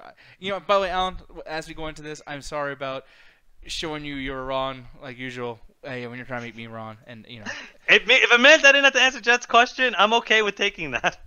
well, you're gonna have to answer questions eventually. Fuck that. No, I don't. just saying. I answered enough of them. I will do something, I'll be like, hey, Jed, ask us 5 questions, and we'll just have a whole like Jed's question corner. All right, even at that point, I'll just leave the show and just watch Yeah, it really, till it's over.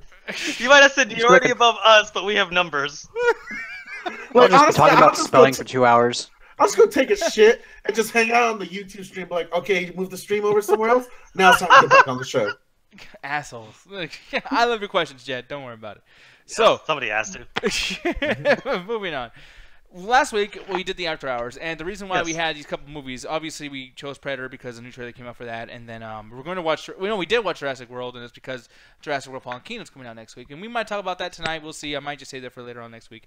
But the main thing is we watched the original Halloween, 1978, because of the Halloween trailer that was complete and utter trash. By the way, that was literally one of the worst trailers of 2018. Oh, I'm so mad about that fucking trailer. And I'm a huge Michael Myers fan. That shit pissed me the fuck off. But it got us thinking, like, okay, well, listening about some good Michael Myers, some good Halloween shit. And Alan's never watched Halloween, right? Yeah, watching it in there was the first time I ever saw Halloween. Yeah, I'm surprised. Like, were you always trying to avoid it or something, or? Just never came up. It was one of those horror movie franchises like Jason and Freddy. I just like, horror's not my thing, so I never watched it. Yeah, man. So, the movie basically is about this fucking dude, this little kid, basically, where he killed his, sister and whatnot. And it's funny, too, because later on they talk about the babysitter, like he killed the babysitter. Yeah. And I'm still, at this point, even watching this movie again, it's like, I can't help but think of all the 7 other movies where it's like Michael Myers kills babysitters. And I'm thinking, like, wait, so did he kill babysitter in the first one? Or is this movie very, very, like, separated from the rest? Because... It's confusing. Say what? It is very confusing. Yeah, it's very confusing. To the point where it's like, yeah, I've been knowing this entire time that Laurie Strode is Michael Myers' sister. They don't bring it up in this movie. She's just the last girl to survive. You know what I mean? That's another thing that's going on. That's kind of insane too, because even the trailer to the new Halloween takes that away too. So this lore is all fucked up. Yep. I mean, at this point, it's not even repairable. So, judging by this movie, as we start watching it, and obviously, Michael Myers is in the mental institution. He comes out and becomes this superhero villain that just kills people. It's a body count film, a slasher film. Sure. And because of it being a slasher film, I would imagine that Alan would hate this. But when you watch this movie, Alan, were you kind of not liking the fact that this is really just a very simple, basic, kill everybody type of film? Did you want more story out of this? I mean, how'd you feel watching it? So, normally when we do Flex and Chill, we review the movie. I want to do something a little different this time. I'm not reviewing just Halloween. I'm going to review the entire series. Wait, did you watch the whole series? I watched every single one of them. Bullshit! Every single Halloween movie. I literally did it over the last 2 days. Shitty Rab Zombies movies? Even especially, I literally just finished that like 2 hours ago. Oh, I am hyped as fuck! Everyone. I even wrote down just a few notes just to make sure I didn't forget things. But yes, I'm going to go through from one. I've watched 10 movies in the last 3 days, all of them Halloween. And it's such a weird fucking feeling watching all these fucking movies. It's like I'm just going through a time machine. Yeah, it's a season of TV shows. Yeah, actually, it ended up being like that. And one of the things I liked about it is most of them are basically an hour and a half, so it was really easy to sit through. But the best way to describe it is I'm going to try to go through this quickly. I'm not going to spend an hour on this because I know I got to go through these fast. But so we were watching the first one. Something I really enjoyed was the camera angles and the way they portrayed the character. It was more like it made you feel uncomfortable because it felt like someone was just stalking someone through a camera. And I enjoyed that. And I think the music really played in there because it made a sense of dread. But one of the things that I really didn't like about the first movie is that I didn't like how I had there's no reason for why Michael Myers is after these people. It felt like he just walked into a random room and started murdering people because he could. And the big kind of twist at the start with the kid killing, I felt like they didn't really earn that. That it was so early at the start of the movie that I never really got a sense of anything. So it didn't matter to me that a kid was killing it. And the motivation for everything just really didn't feel that interesting. But the one thing I did like Jamie Lee Curtis actually surviving and fighting. I'm like, okay, you're doing kind of the Sarah Connor thing, and I really enjoyed that. And I enjoyed the Doctor. When you go into Halloween 2, it picks up like Rocky 2 exactly from it and does kind of the same thing. But I enjoyed this one a little bit more because it was the same thing as the first one, but explained the motivation a little bit. Even like with the whole thing, them being sisters, was a little convoluted in my head, but it made sense. I'm like, okay, you're trying to kill your whole family. She's your family. But one thing I didn't understand is why is he killing every single person he walks across? He just randomly walks into a person, you're dead. Like if you're after one person, why are you murdering every other person? That's something that legitimately bothered me. Then we get to Halloween 3. This one is just, it must have been an anthology series they wanted to do. So by the time we get to Halloween 3, it's like, what the fuck is this? Well, yeah, so we have the Witch was one of those things too. Yeah, Season of the Witch is there. That's the Halloween 3. So what it is just some random motherfucker kills some guy in a hospital, and the doctor's like, what the fuck's going on? This never happens. And then the daughter of the guy that gets killed, they go investigate it into this fucking town. And this feels so lazily written because every single thing gets explained. Like the city, oh, some company bought it. Everything gets thrown away as a throwaway line. Every single thing that gets explained. Oh, this crazy cult. What are they doing this thing for? Well, Halloween with a cult thing and blood and yada yada and sacrificing. Well, why am I here? Well, because of this and that. Well, how are you finding me? Well, because of cameras. What's going on? Who fucking cares? And the movie doesn't fucking end. It just goes, yo, we gotta stop this, and it just fucking cuts. Because so then Halloween, and the reason why I think is because they do the same with American Horror Story. Where like, listen, because it's an anthology series, we're not pressured to end any of our movies when it comes to these, and that was really annoying to me because it's like just like the first one. Part 3 was just like the first one, where it's just like it ends where where's Michael Myers? Did he die? Is he superhuman? Do we? Oh, I'm glad you brought that up because now we get into Halloween 4. Oh with God! Michael Myers. And wait, you watched all these? Every one of them. Yeah. All 10 of them. Halloween 4. So Halloween 4, The Return of Michael Myers. Basically what it is like apparently for like 10 fucking years, he's just been chilling, doing nothing until a bunch of random idiots just bring him in and start transporting him and decide to release exposition. Like he's just been chilling, waiting for something to do. Oh, I have a niece? Well, time to go visit my fucking niece. And just goes out and just starts fucking attacking her. And it started to hit me. These movies are all the same. These movies are the same movie. These fucking movies go on for 45 minutes of build-up, where they start off with Michael Myers killing a few people. Goes on for 45 minutes of build-up to introduce all the characters. Then about the 50-minute mark, he starts showing up doing his Terminator walk thing and killing everyone in sight. But the thing about the movie is they actually focus a little bit on the characters. So you actually got to know some of these people as it went on. The little girl that his niece ended up being de facto my favorite character because she gave all the realest reactions. And the doctor as well. He's one of the only people that treats him like a fucking demon. So every time he sees the motherfucker, he's ready to open fire. There's no like, oh, I got to talk to him. I got to feel your hand. Nah, fuck that bitch. He dead. Well, see, you say that, but then we get to the 5th one where, oh my God, they fucked that part up. Okay, the 5th one to me is the fucking weirdest one because The 4th one ends with them basically like, so there's a bunch of shit I want to talk about the 4th one. So he's basically teleporting at this point. He's unlocked fast travel. So it gets to the point where he's going through doing his thing trying to chase them. They drive off in a truck and he somehow is inside of it, underneath, and crawls out and murders a bunch of people. So then all the cops show up, they shoot him, he falls down a well. We start off with the 5th one, where he's apparently just been chilling in some guy's fucking room or underneath the fucking ground, or me in the future because there's a fucking parrot there, for like a year and a half until Halloween does like, well, I guess it's time to go to work. And then it fucking goes up, and actually this ends up being one interesting thing because then they do the whole thing where they go for 45 minutes of build up. But I actually started to enjoy this a lot. It was actually got to the point where I started saying to myself, I'm like, I'm loving this. I'm loving this series right now. Maybe it's Stockholm Syndrome, but I'm starting to really enjoy this because all the characters that are getting built up, you feel the connection. So then going after his niece, that makes sense. It's continuing his thing. All these people that are around her end up going. And this is where she became my favorite character because all of her reactions felt real. When she's being chased, when she's running through the buildings, when she's climbing stuff and running away from Michael Myers, she ends up like being so fast and you're rooting for her every time because every single time someone walks up to Michael Myers, they get killed in some way. But everybody that, like the sister there, Tina, I felt so bad for her because she basically sacrificed herself to save someone that's not even her like sister or anything, just a friend. And every single person that passed by, you're like, oh man, this actually like is incredible because you're actually developing these characters with very little to do, but you're making it work and making me care.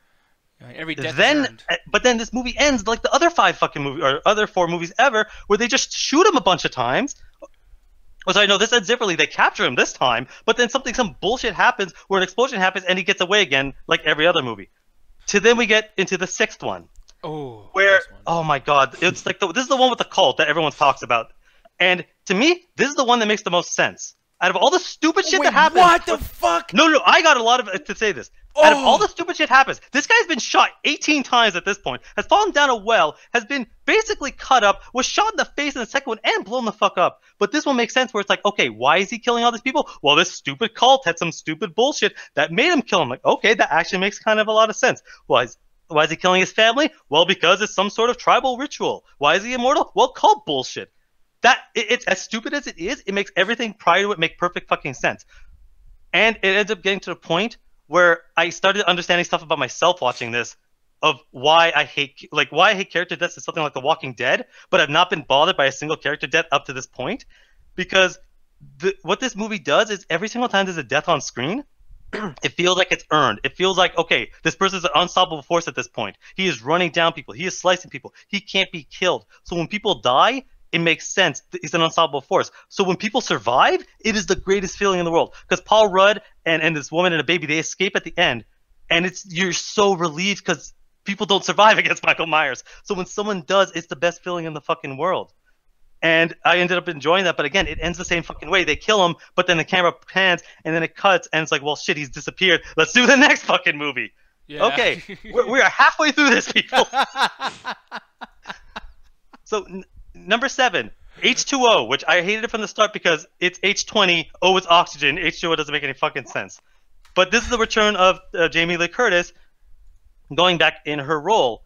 And again, the same kind of thing. Michael Myers just kind of appears, and they kind of go through the movie. But this is where I feel like the timeline starts breaking up, because this movie basically negates the 3, 4, 5, and 6. Yeah. It just completely makes them irrelevant in any way, shape, and form. So as far as anyone's concerned, it's only Halloween 1, 2, and this one. And it continues to go, and you see that I like Jamie Lee Curtis in this because she's still living her life, but she's a mess. She's still thinking every single second, yo, I almost got killed, I almost got killed, I almost got killed. To the extent where her son is like, I can't fucking deal with this shit, you're crazy. So when Michael Myers shows up, like, she's screaming, but she's ready. And this ended up, like, I started understanding stuff about Nick watching this, because it clicked to me. I'm like, wait a second. I understand why he's pissed off, like, in Captain America, where it's like, well, of course Captain America's going to live. There's no threat. With this, it's like at every moment, I think she's going to die. Because Michael Myers has killed every single person he's walked up against. Even so anybody characters. that's survived. Yeah, exactly. No, yeah, especially main characters. So when somebody ends up surviving, and when she's fighting him and winning, I'm fucking clapping, rooting for her.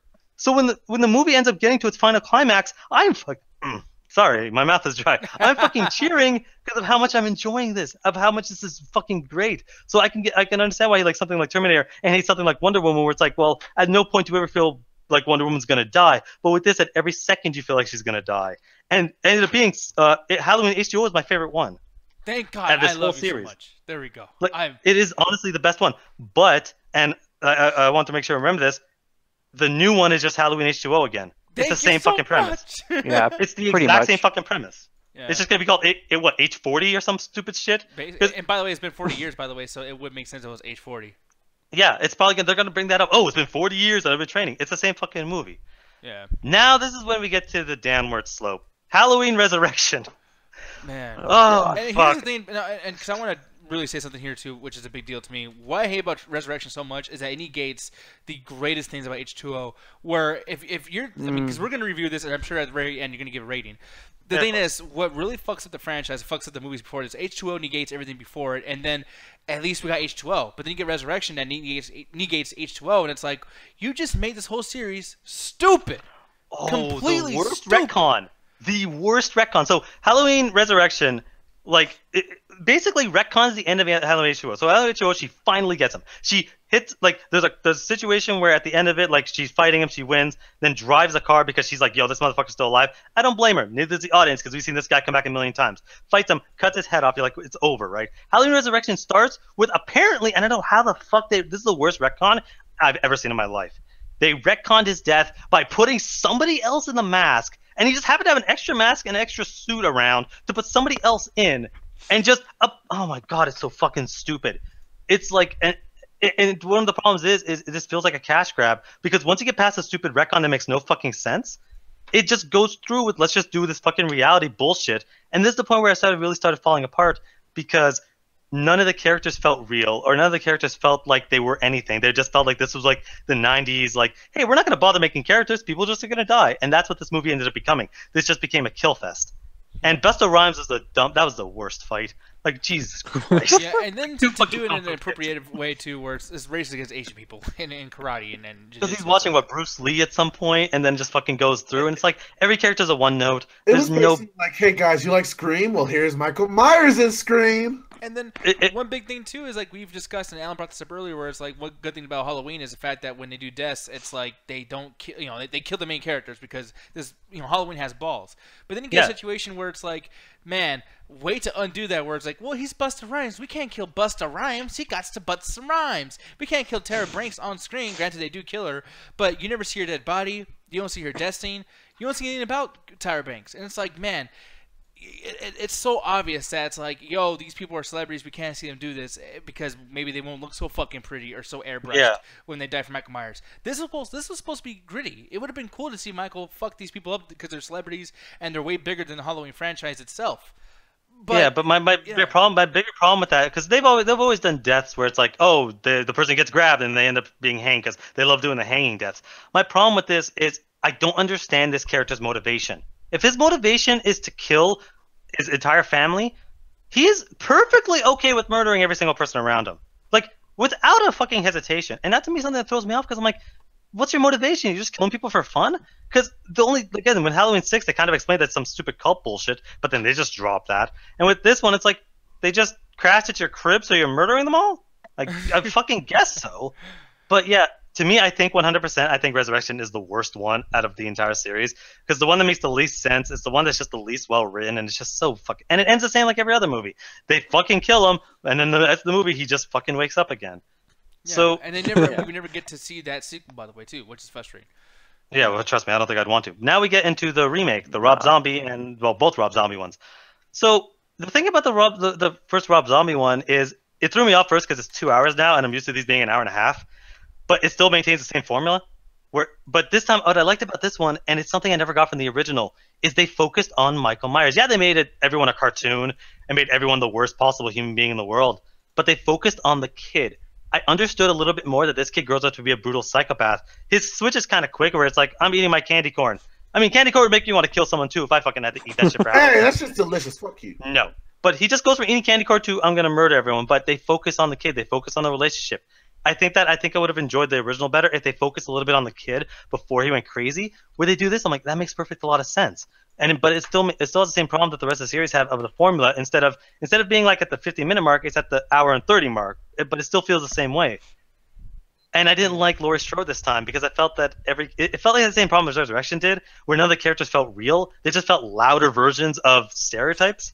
And with her, I never felt that she was as strong as Jamie Lee Curtis's character was in the first time. I felt like she was just kind of the typical screaming girl who was just getting really lucky.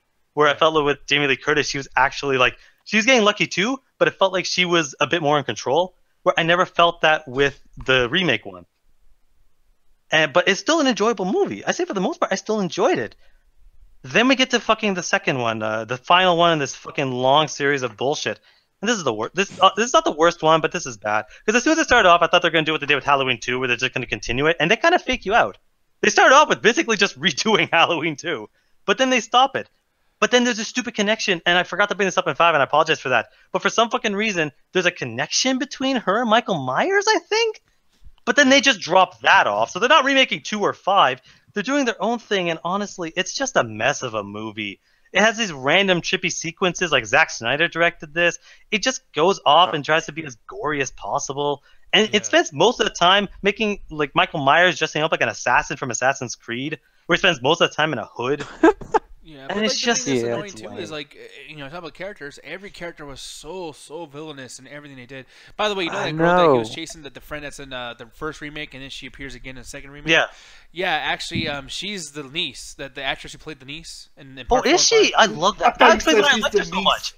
That explains why I liked her. Ha! Michael's coming. Oh my god! No, but she's the best. Like, no, but like. Here's the thing, man, and now I'm gonna go and give me a really quick review on this stuff too, because like, here's the thing: that first movie's great, the second movie's great.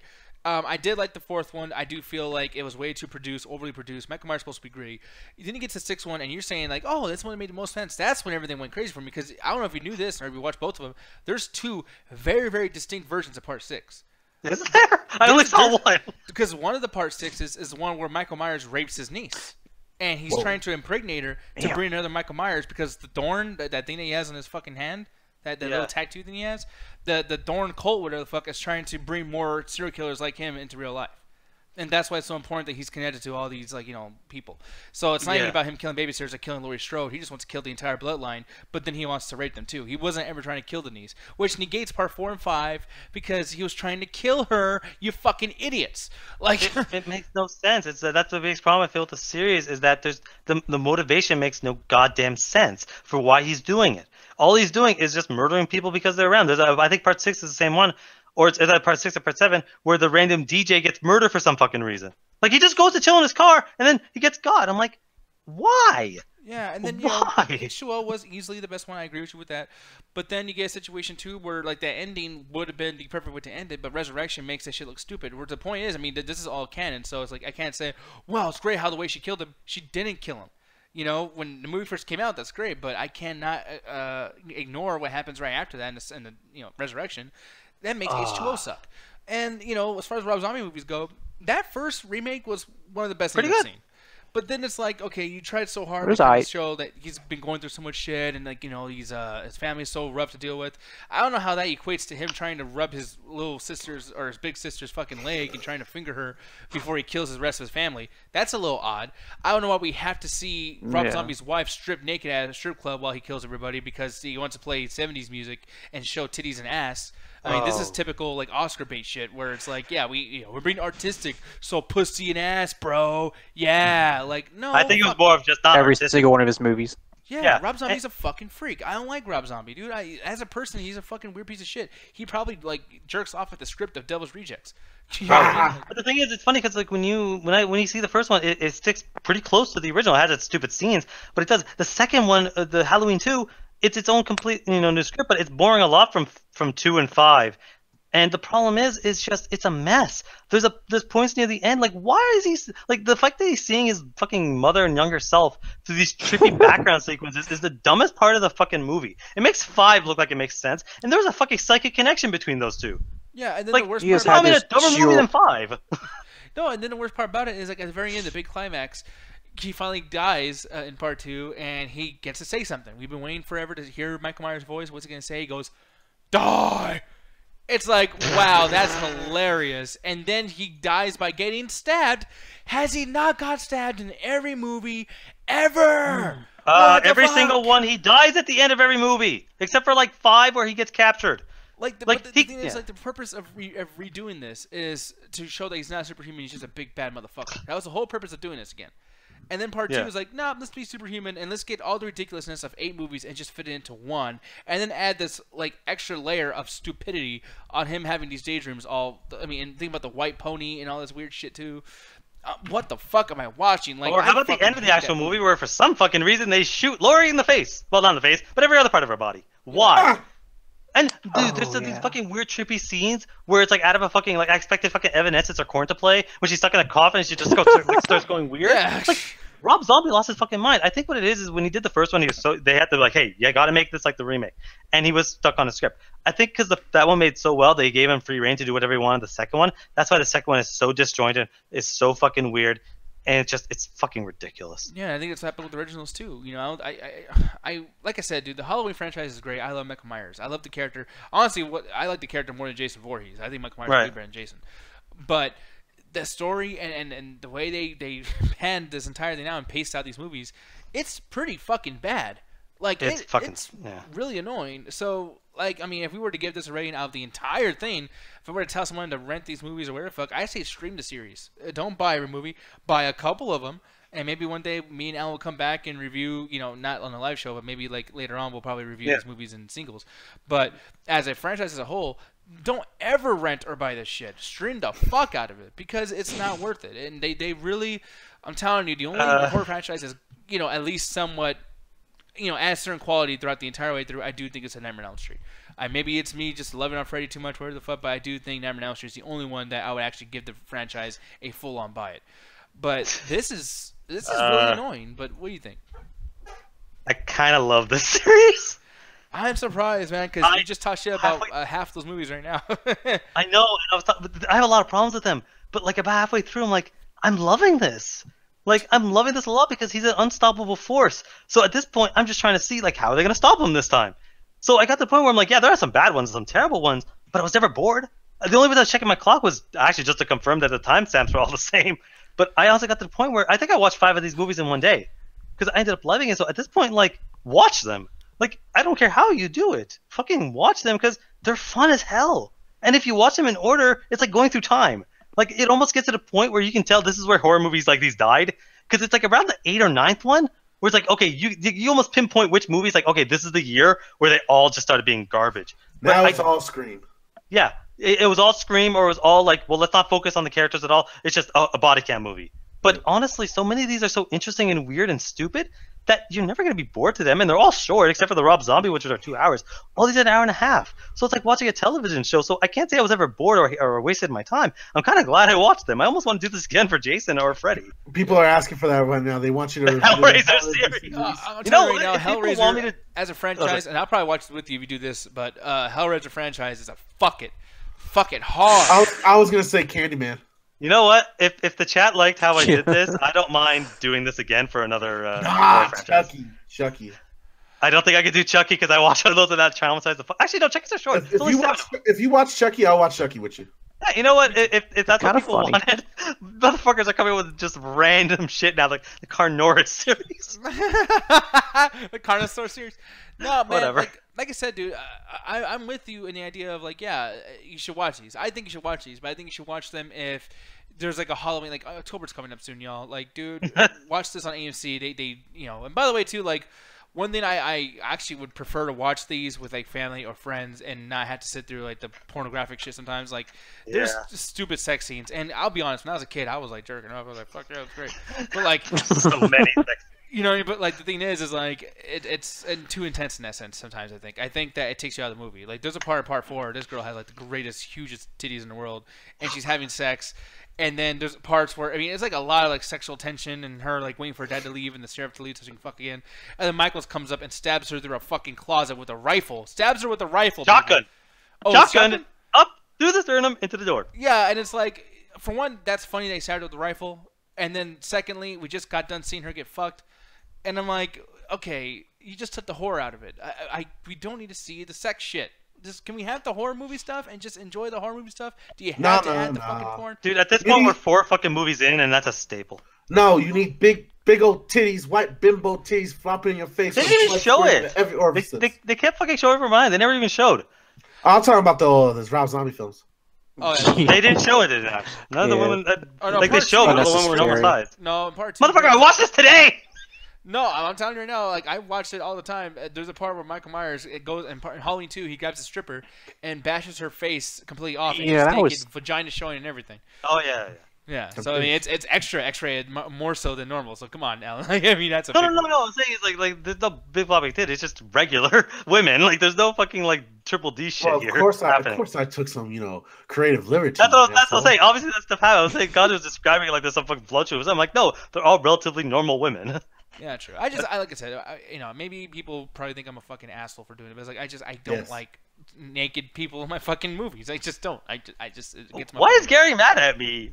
I just said I love this series. Did he miss it? No, I think you're talking about Halloween. He hates the Rob Zombie movies. One, or the one that makes the most sense. And I'm like, dude, that's honestly, you saying that is a horror movie sin to say Halloween 6 made any sense at all. That movie. Okay, I'm sorry, but in Halloween 5, and the entire motivation is he's trying to quench the rage, and he has to do it by killing her.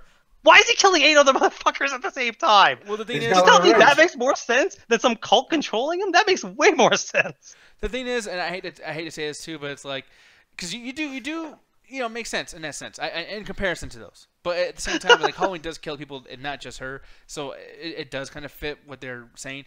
In Halloween 6, I gotta tell you, dude, like you saying that, especially the way you hate other movies and tropes that other movies do, Halloween 6 is basically the season 2 of The Walking Dead for horror movies with you. It's like you hate certain things about certain movies, but Halloween 6 is the one that you're like, well, you gotta understand, when I say it makes the most sense, I'm not saying it makes sense as far as a movie is concerned. I'm saying as far as the series is concerned. Because this is a series in which we've seen the guy get shot 6 times at point blank range with a revolver, get shot 8 more times by the police officer, twice in the face, blown up, shot by multiple shotguns, had a psychic connection with his niece, and been shot multiple times and landed on a rock. And you're telling me being a cult is too out of the ordinary? Come on. Like, come on. Okay, but you know what, Ganja?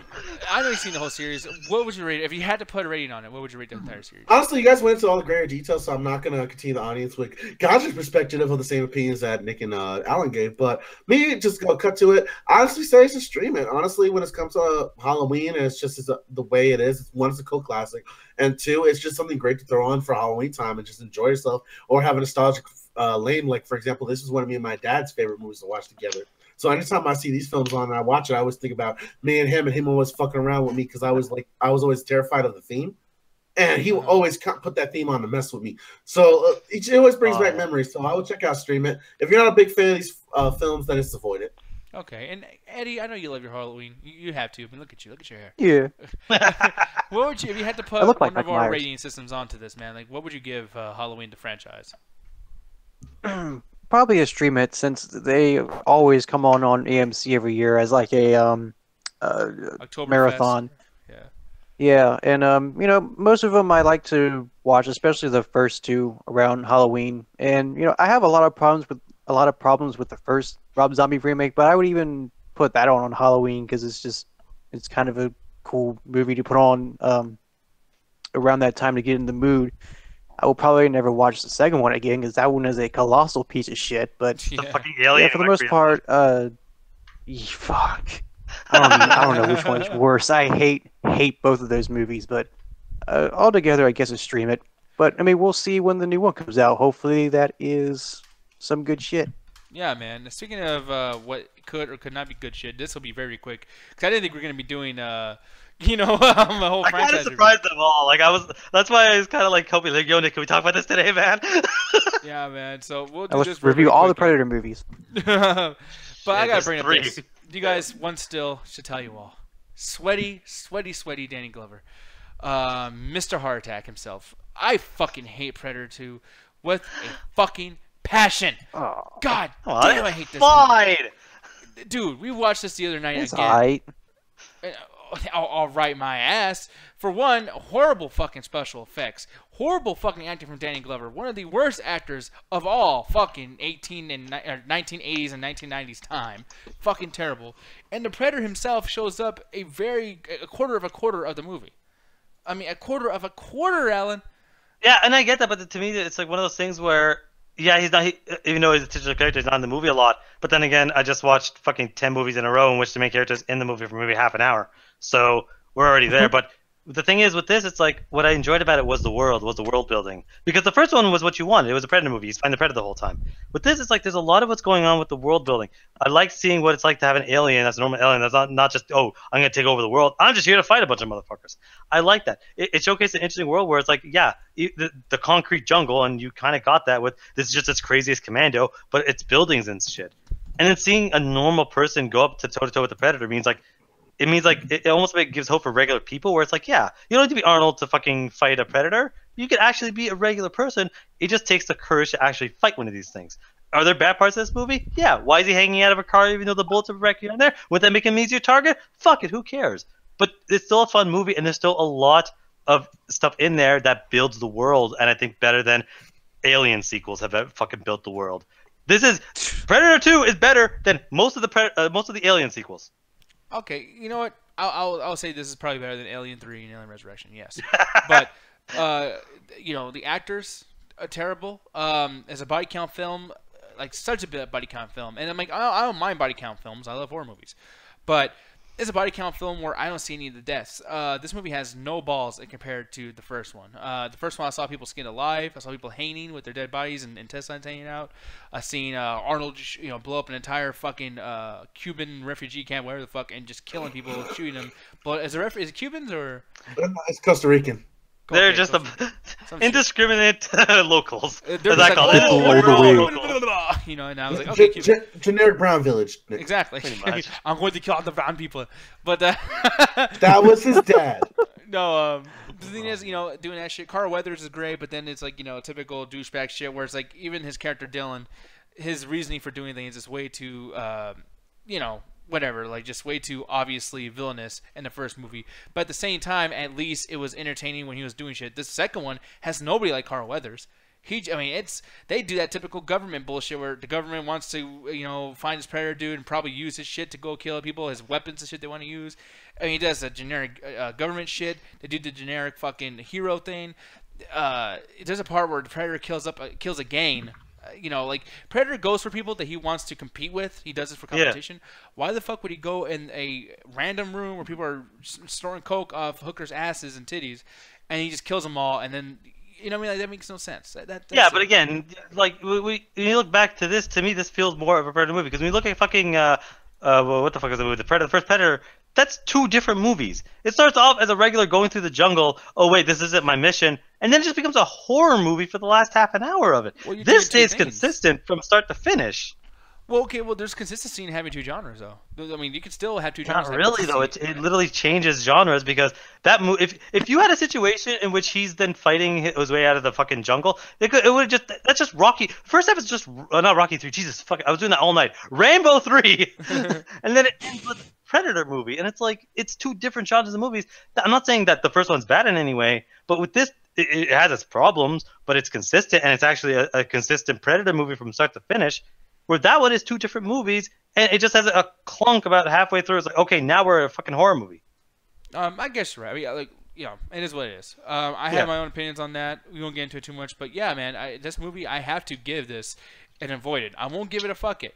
It's not the worst thing I ever saw, but this is one of those things where people always like, man, I wish, why do all the good people or good-looking people have all the stuff, and like I had to be a handsome man to be in a lean role. You know why, people? Because you get fat fuck Danny Glover sweating up a fucking storm, breathing hard through all of his fucking lines.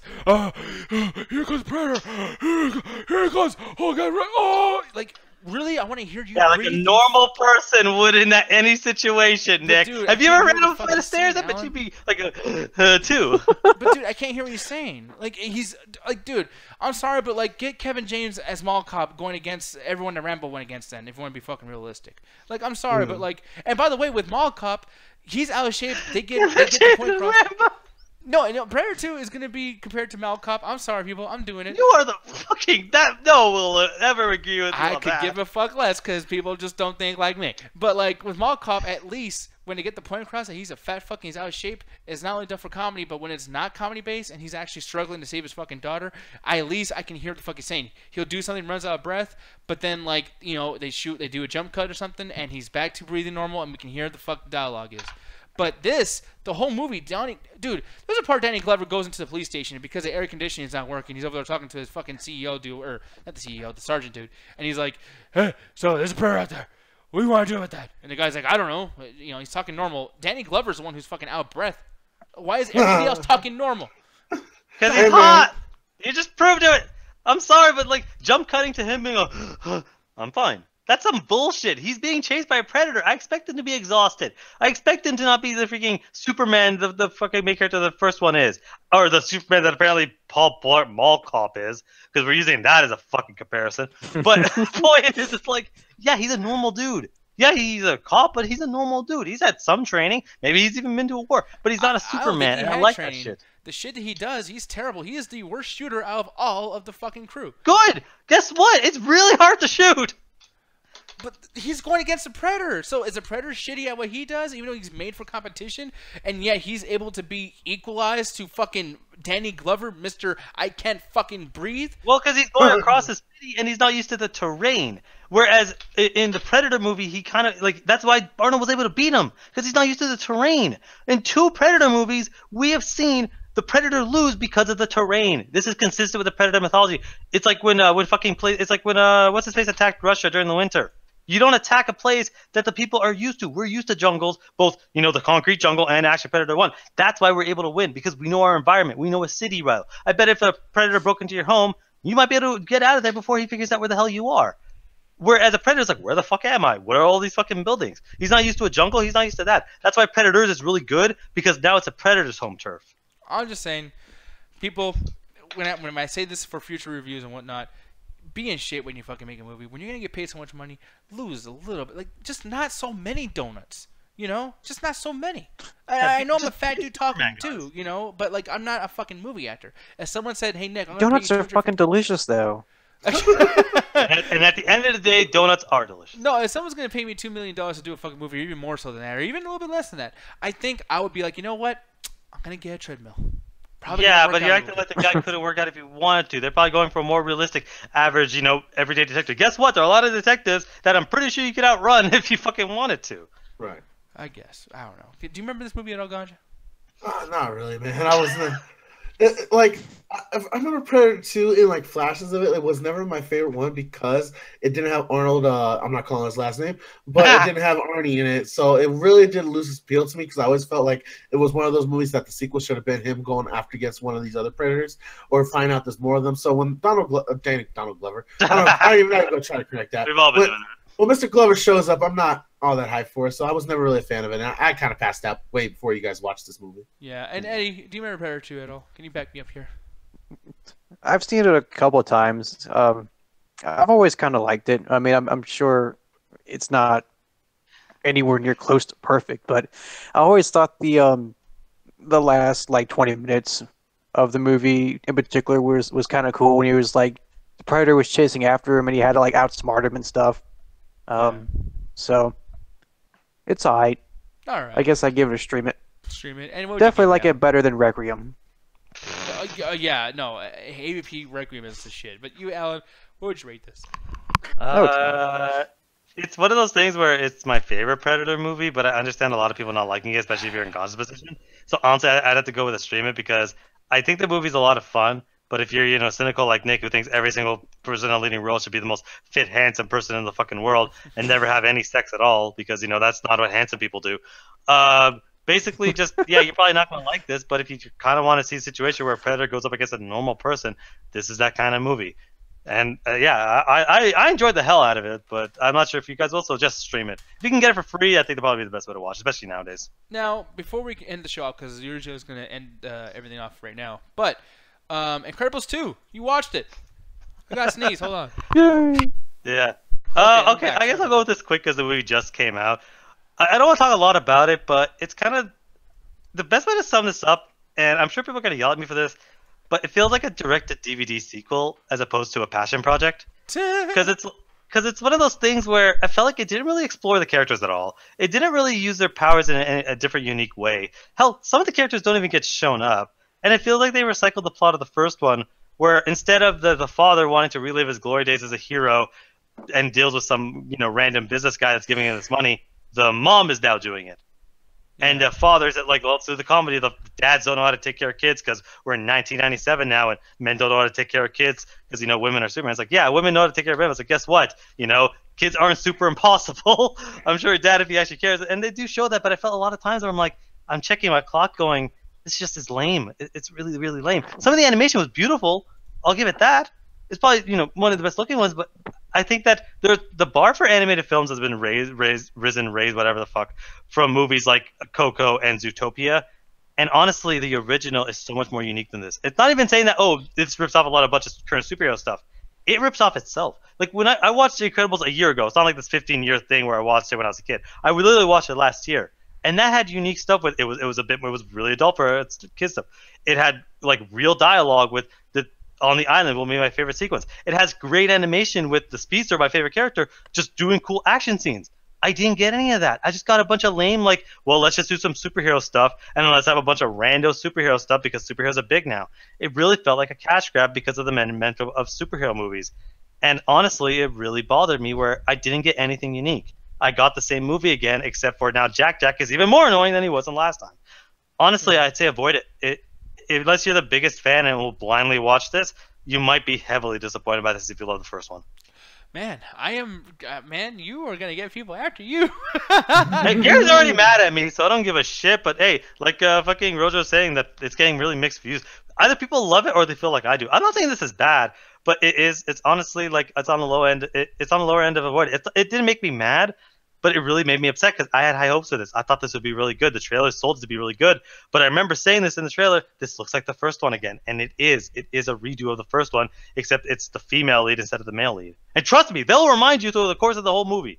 Yeah, no, that's the one thing I was kind of afraid about too. I was like, man, this female agenda thing. I don't mind it. I like that women are getting their due, but don't base your whole fucking movie off of it, man. There is more to filmmaking than just it's a girl. Honestly, that's not even respectful to women at a certain point. When you literally are overly doing it, it's like FML named it, got it perfectly. It's the Hangover 2 of the series. Yeah, not as bad as that, but it's the same idea. Where let's just do it again, but change up a few things. Exactly. Yeah, but Mr. Gajaguru. Yeah. So you're gonna be gone for a couple weeks, man. But I'm gonna have you do this because you are not gonna be doing it for a while. So tell us about that Midnight Chat Type Facebook page because it's gonna be the end of the show now, folks. Okay, well, I'm zoning out. I was sleeping because I didn't want to hear your just horrible review of The Incredibles because I love the series and I don't want you to ruin it for me. You will hate this, I bet. Fuck you. All right, guys. Like Nick said, go check out the Facebook page where we and Alan and our bi-weekly co-host Trey Cooper host the Untitled Video Game Show where we discuss certain video game topics, conversate on some bullshit, and of course play some video games for y'all, as well as talk to you guys in the chat. You guys are my Uggies. I love you, and I'm going to miss you the 2 weeks that I'm gone. But hey, hit me up on Facebook. I'm still going to be around. Internet exists all over. Make sure to check out our new show. We play Jurassic Park, or if you saw me fuck up the title early on, Hitman 2, apparently. But with that said, Alan, can you let them know about the Mino page, sir?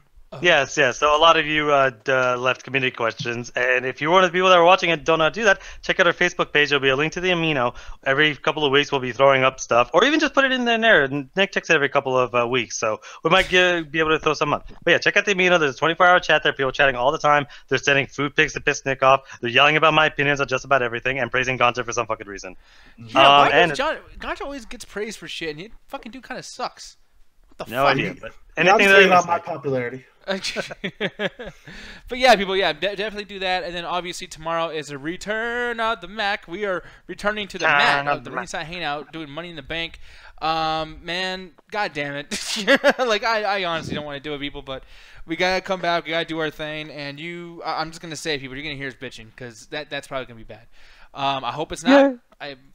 I don't know, but we'll see what happens. But with that said, though, it's time for us to get the fuck out of here. So I'm gonna be leaving.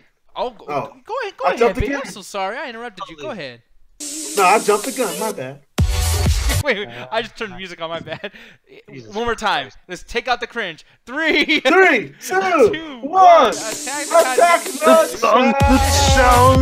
Jesus, man. What the fuck you doing, boy? See y'all in the rabbit.